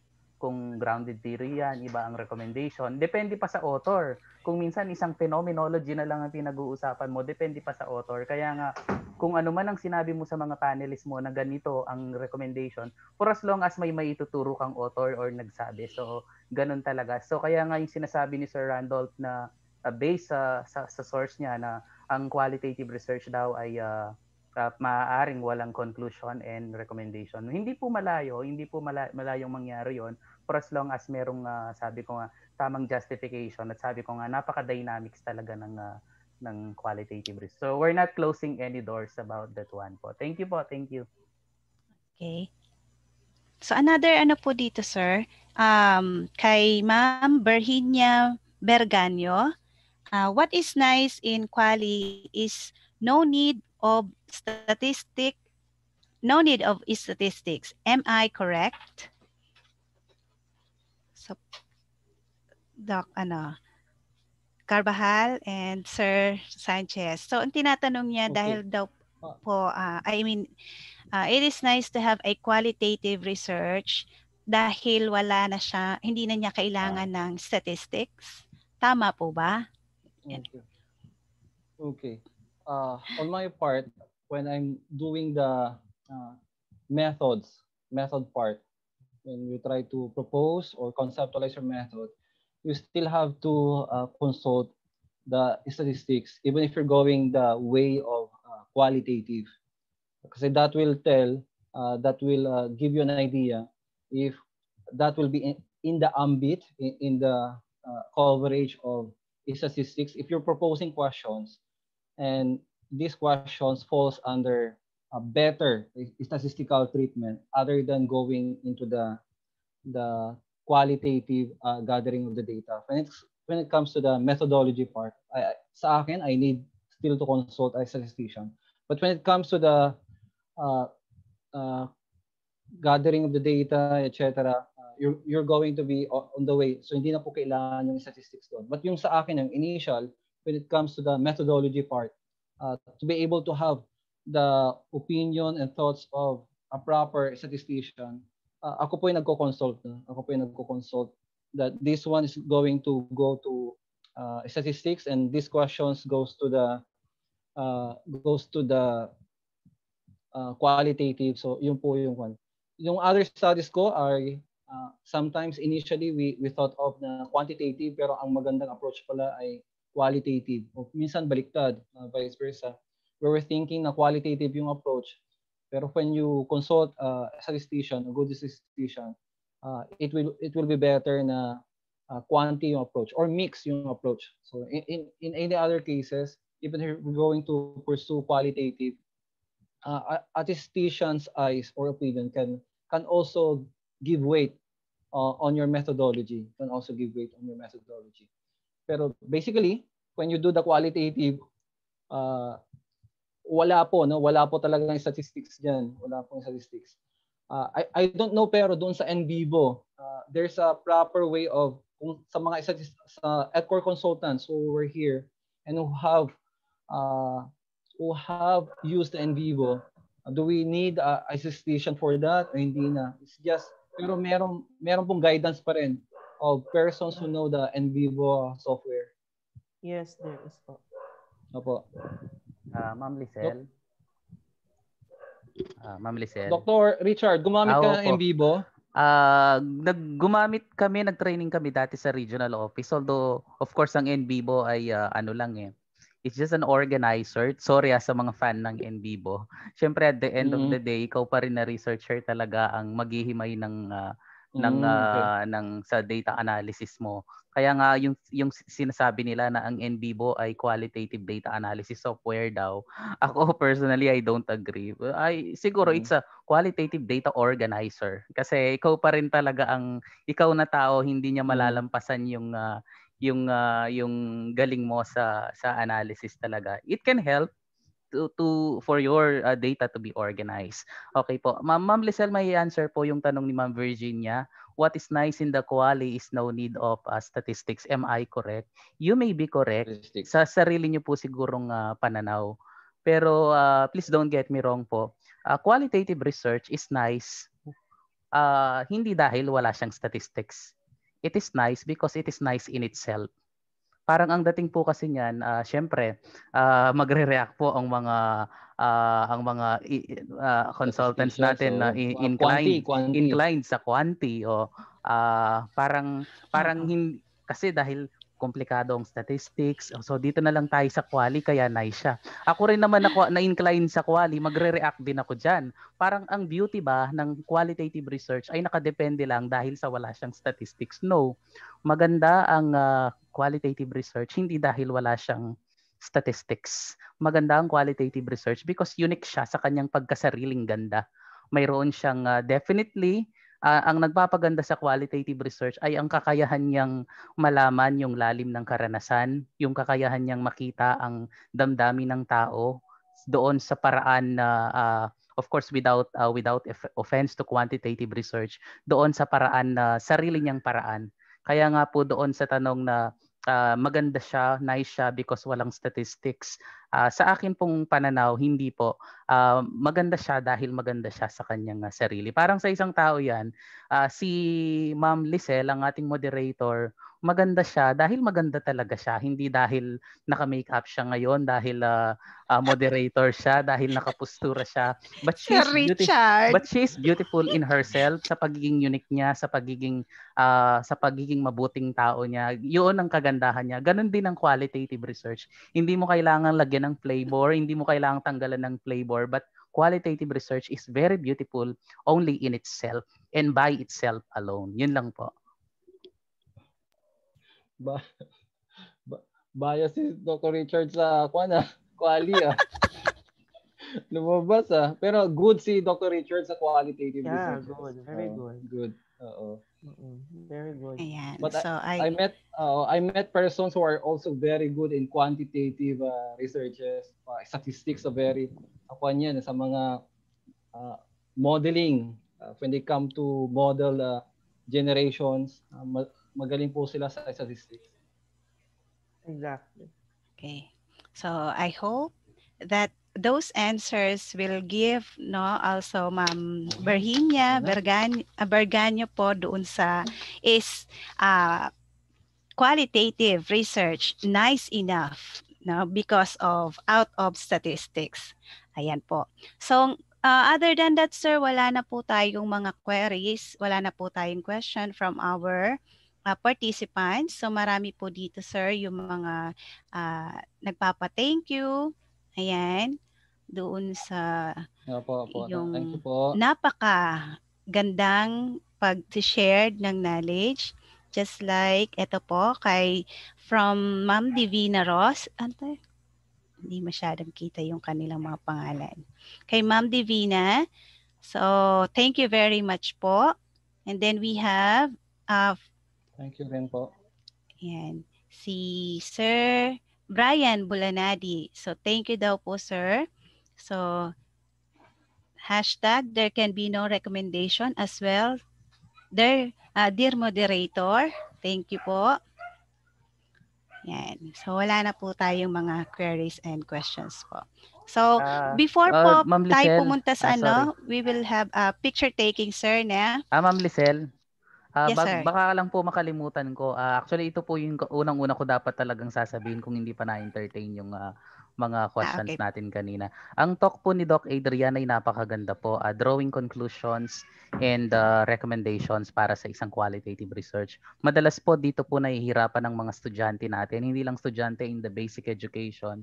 Even po yung mga estudyante natin sa graduate school, mga nagma-masters or nagdo-doctor sa degree po, dito po sila nahihirapan sa pinakadulong part ng research na ito. So ako po ang tip na maibibigay ko po sa inyo para hindi po kayo mahirapan, ayusin niyo po magsimula sa umpisa ang research ninyo. Napaka-crucial po kapag dine-develop mo, lalo na doon sa pag-build up ng mga research questions. Kasi kapag minsan, I do not know kung naranasan nyo na po na nagde-data analysis kayo, gumagawa kayo ng conclusion and recommendation. Napakahirap, parang napaka-komplikado. Minsan meron namang mga sagot na parang nagtataka ka. Parang kamukha lang sila nung doon sa sagot sa ibang mga bahagi ng research mo. It's because baka hindi naayos yung doon sa una. Kasi po madalas ang mga estudyante natin na once na nakapag-collect na sila ng data, nakapag-interview na, akala nila tapos na ang trabaho nila. Pero to collect data is one thing. To analyze them and to give conclusions and recommendations is another story. To collect data is a challenge. To conclude and to give recommendations is an extra challenge.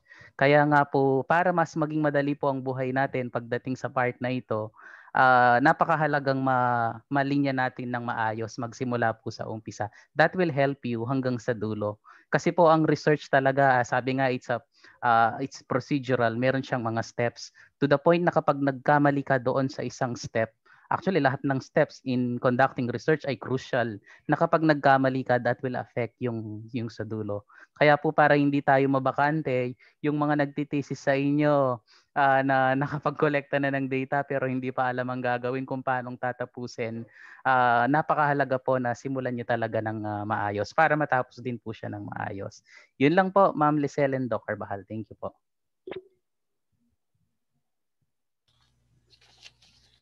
So before we proceed po with the closing remarks or message by another consultant from the ETCOR, we will have a picture taking po. Paki-open po yung ating mga camera.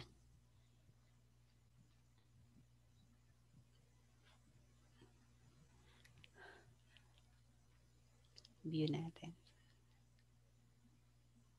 Yan. 59. Yan po. Ma'am So, Sheila, I'll be lahat. having a short quizzes game after the picture taking. Apo. Stop ako ng sharing or okay lang? Okay lang, sir. Okay. Nabuview na natin sila lang. Dali lang po.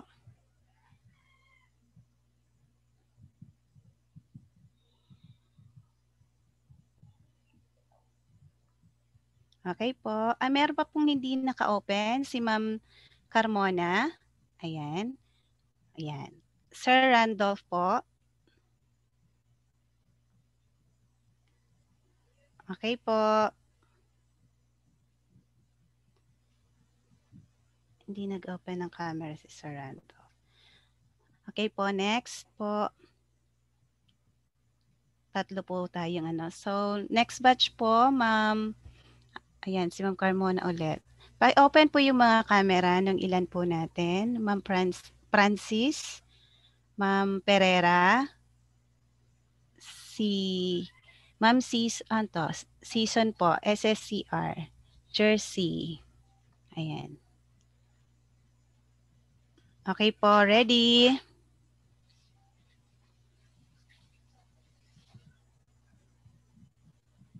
Okay, next po. Last. Ayan po. Pa-open po yung mga video para po makita natin yung actual. Ayan. So, ready na po. 1, 2, 3. Okay po. So, we will now go back to Dr. Carvajal po before we proceed to closing remarks po. Okay. Okay lang po. Live dashboard. Okay. For the participants joining the quizzes game, you can log in your browser, in your laptop, or in your mobile phones. Join myquiz.com. Then you can enter the join code 010798. So it's a short game kasi mga 17 questions lang dito rather than 20 questions. And a question, you're going to be given around 10 seconds to answer the question for each.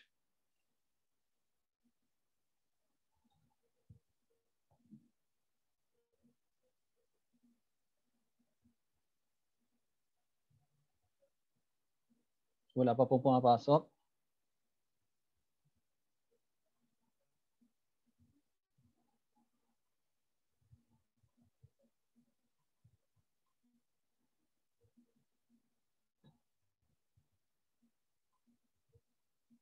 Hello guys, are you able to enter?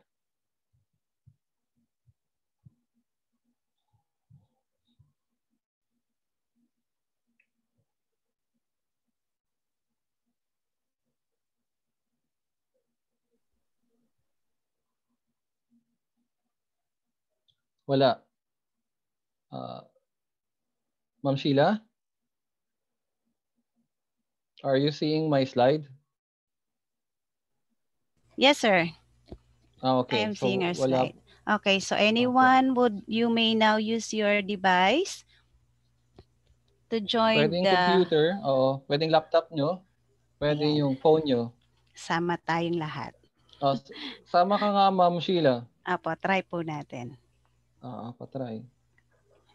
Ma'am Leizel, Doc. Yes po. Sheila si Doc Carvajal. Wala. Hindi si Ma'am Leizel. Awa. Doc, Leizel po ako. Kaya nga. Sumasagot naman ako sa Sheila na Doc Rick.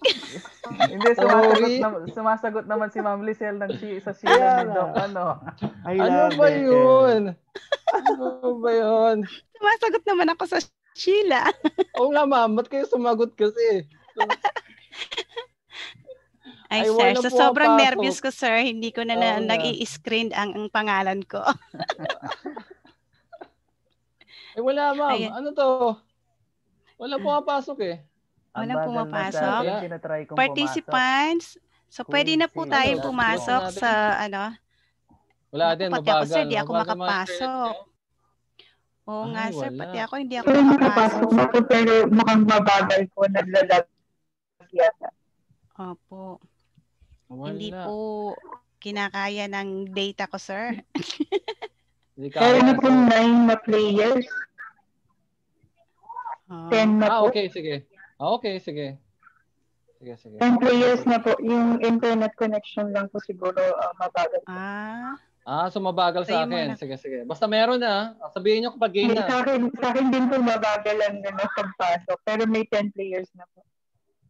Okay, may 10 players. So, let's give 3 minutes more, Ma'am Leizel. 3 minutes more. Yun. Pwede pa po.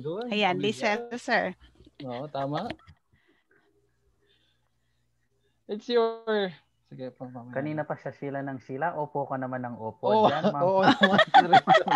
Parang nag-crisis Doc ka na rin. Richard, kanina pa ako nininervyos. Nagkaroon ng baptism, no? May new baptism Napaisip tuloy ako sino si Sheila. Iniisip ko naman sino ba si Sheila. Ako yata yun. 3 minutes.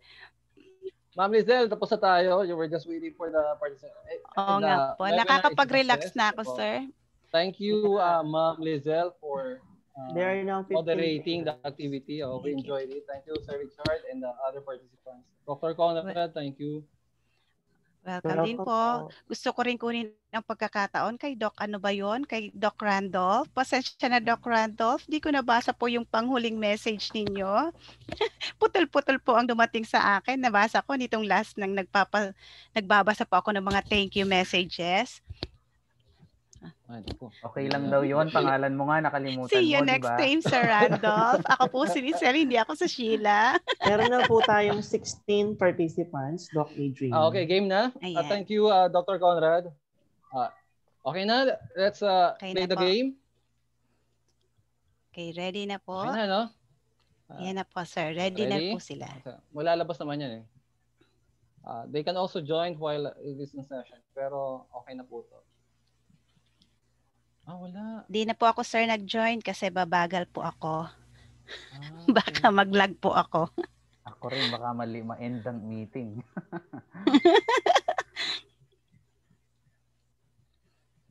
Hindi ko ma-play. Ay, lagot.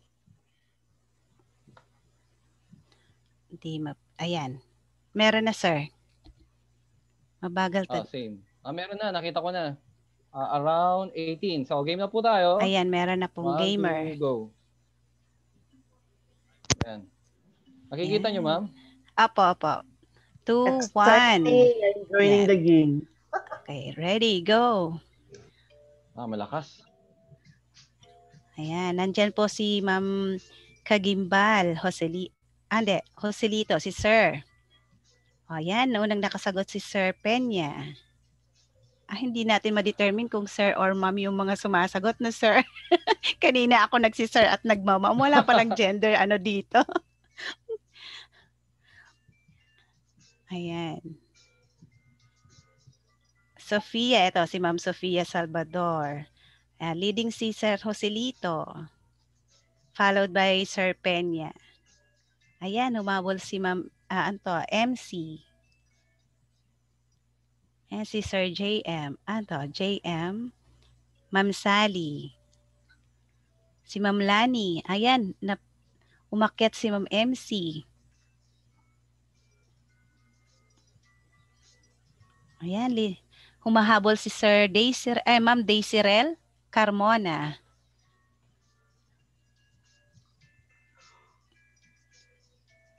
Ilang minutes to, sir? Usually itong laro na to. 17 questions. 10 seconds lang po yan. 10 times 17. 17. Ayan, may mga nalalaglag pero bumabalik. Ayan, si Ma'am Sally leading. Ayan, bumalik si Ma'am Peña. Ewan ko si Ma'am or Sir Peña ba to? Saka si Ma'am Sally. Yan. Nakinig to ng mga mabuti kaninang si Sir. Nagdi-discuss. Pero in fairness, Sir, napaka-informative ng nyo. Ako na-appreciate ko, Sir, dun sa references. Kasi as master teacher, Sir, di ba gumagawa tayo ng mga learning activity sheets. Nung una, yun po talaga ang naging Sir, yung mga paglagay ng mga references doon sa aming LAS. So at least dito, Sir, mas naliwanagan ko po. Though may mga sample doon. Ayan. Meron na, Sir. Ayan. At saka dahil po mag-aano tayo ng research din. No, Doc Richard. Tutulungan ako ni Doc Richard. At saka ni Doc Carvajal na. Bahala sa iyo, Doc Leizel. Ang dami mong consultant. Ang dami kong consultant. Consultant. Consult na consult. Consultant. A consultant. Ayan. Hoy, leading na si Ma'am Sally. Humahabol si Ma'am Peña. Mahirap yung tanong, Oo nga po, Bigla silang bumababa tapos aakyat ulit. Senior high school Peña. Ma'am Leizel, first time yung makakita ng quizzes? Ay, di naman po. Nung nakaraan na nag-attend ako, merong quizzes na rin po. Sino ba yun yung Ako rin po yun, no? Ay, kayo rin po yun. Makakalimutin talaga yan. Ay, nakalimutan nyo, ma'am. Ako rin po yun.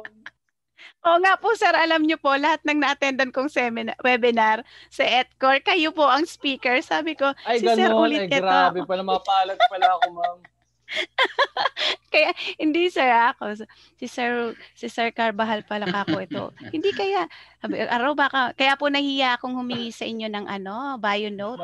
Kasi sabi ko, nahiya ka pa kay Doc Carvajal, samantalang lahat lang pala ng inattendan mong webinar. Yun na nga, masisermon ako. Lahat ng inattendan ko, siya yung speaker, tapos hindi ko nakuha yung bio note niya. Okay na? Ayan. So, meron na po tayong leading si Ma'am Sally. Picturean po natin to tapos okay na po tayo. Ay, 1, 2, 3 lang pala eh. Ayan, meron tayo si Ma'am Sally. Ay, bakit hindi siya umakyat si Ma'am Peña? Ayan. May 15 na. Ay, hindi pa siya nag-overall tally ni sir. So Peña, Sally, Conrad.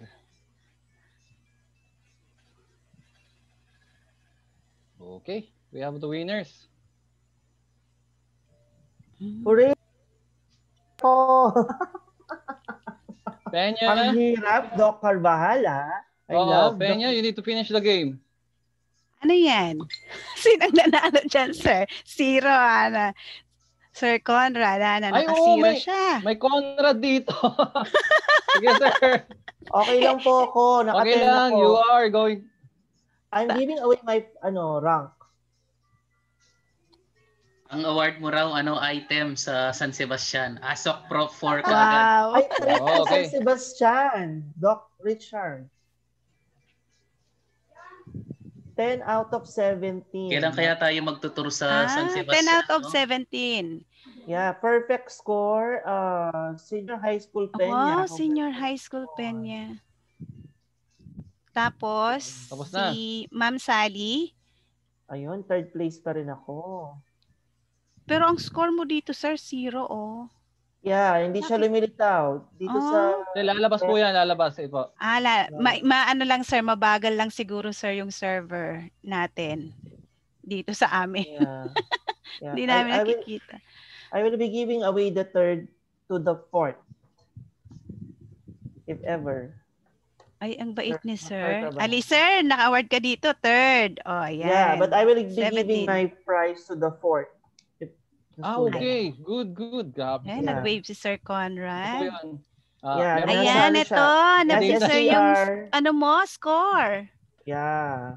Ayan. Actually, nagpamali talaga ako. Baka ma-perfect ko. Kaya Napaka-humble ni sir. I'll be giving it to the fourth, SSCR. Okay. Si SSCR. Sige nga, pa-announce po yung winners. Okay, so congratulations to SHS Peña, Ma'am Okay, and then Sally. Pasensya na po kayo, hindi ko ma-address kung sir or madam. Na po kasi walang gender dito. And then, since si Sir Conrad, si Doc Conrad, ni-wave niya ang kanyang prize. So, pupunta po tayo kay Sir Joselito, SSCR Kagimbal Joselito. Congratulations po. Sige.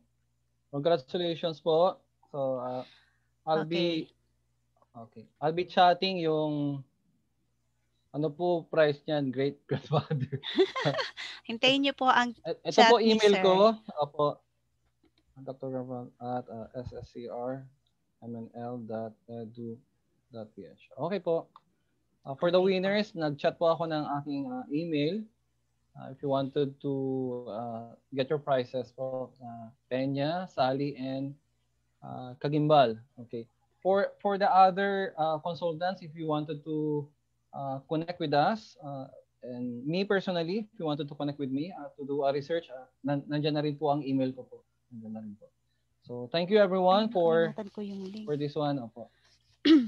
So, exit na po ako, Okay, ma'am. yung pong natin, sir, yung nga palang para sa evaluation. Okay. Ako po ba? Opo. Saan na ba yun yung evaluation po natin? Sige. Nasa Kwan po yun. Kunin ko po sa Facebook po. Opo. Doc, na-send naman sa email nila. Sige, meron na po. Opo. Okay. Kasama So, po reminders. evaluation link tsaka po yung mismong nasa kanila naman po. Ayan po pala. So, nasend na po pala sa inyong mga emails yung ating evaluation link for today. So, ngayon po, we will proceed with the closing remarks given by by Sir Mark Jameson Espiritu Perez. So, he graduated from St. Mary's Angels College of Pampanga with honors and academic distinction at the age of 20 in the year 2019. He is also a goal-directed global multi-awardees and man of human philosophy. My dear colleagues and students, may I present to you Mr. Mark Jameson E. Perez to give us a closing remarks. Sir Jason. Thank you so much, ma'am, for that introduction. Dr. Richard D. Sanchez, founder and head research consultant of ETCOR, Educational Research Center, Philippines.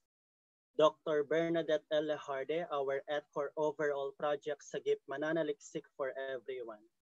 Dr. Adrian Lawrence P. Carvajal, our ETCOR overall project SAGIP MANANALIKSIK one-on-one. Fellow project coordinators and research consultants, guests, student researchers, friends, ladies and gentlemen, a blessed, wonderful, and fruitful evening to each and everyone. The world of research has changed significantly in the previous decades due to different factors such as the development of technology, advancement of human capabilities, and changing demands and trends both in global and local arena of life. Nowadays, conducting research studies is quite different from the accustomed way of doing it due to the dramatic impact brought by the COVID-19 pandemic to our economy, educational system, employment system, tourism, and other disciplines. However, this is not a reason for us to stop in generating contemporary ideas and exploring new discoveries. Our ultimate goal and mission why we are conducting such activities like this is for us to maintain the quality of research outputs and importance of fact-finding amidst our current situation. With our passion, commitment, and unselfishly sharing of our expertise to the young minds and novice researchers, we can able to achieve the silver lining of attaining a successful, at the same time reputable research outputs. I would like to accentuate the importance of perseverance and courage as we deal with series of obstacles and difficulties along the way. To the naive yet innovative and creative learners of today's generation, you have to keep in your minds that whatever you are sowing today is what you will be reaping during the season of harvesting. Discovering and resolving a current problem may not be easy on your part. Thus, believe in the power and beauty of your dreams. Quitting should never be on your vocabularies. Focus your mind in the future and make sure that you are giving much attention in listening to your mentors. To my fellow educators, eminent researchers, and dream weavers, we have to write on the tablet of our hearts that we were once like our students who are eagerly searching for knowledge and ideas. So, we need to keep our feet on the ground and should use our influence, position, and profession to reach out more individuals who are dealing with misconception about the vital role of inquiries and investigation in our lives, and for those who are still on the process of metamorphosis in performing a research study. At the end of the day, it is our character that matters the most, not even our achievements. Indeed, an authentic achiever is someone who is equipping others and letting others to keep on carrying the torch of real success. Once again, good evening, Carpe Diem, and thank you so much. You go. Thank you po, Sir Jameson Perez. Sir Richard, meron pa po kayong sasabihin? Wala na po. Maraming Okay salamat po. lang po sa inyo pong dalawa ni Doc Adrian tsaka sa mga kasama natin. Tsaka yung sa mga bata po, salamat po. Ayan po. So you may now leave po sa ating Thank you everyone. page. Salamat po. Thank Bye-bye you po. very much po. Hanggang sa Adrian. susunod Salamat po. na As always. webinars. Thank you so much Oo. po. Yung lecture mo talagang pag ikaw ang nagle-lecture, of course lahat naman ng mga kasama natin, walang sayang. Napakaganda po ng lecture niyo. Thank you po and congratulations po. Bye-bye po. Oo. Bye-bye, sir. Bye.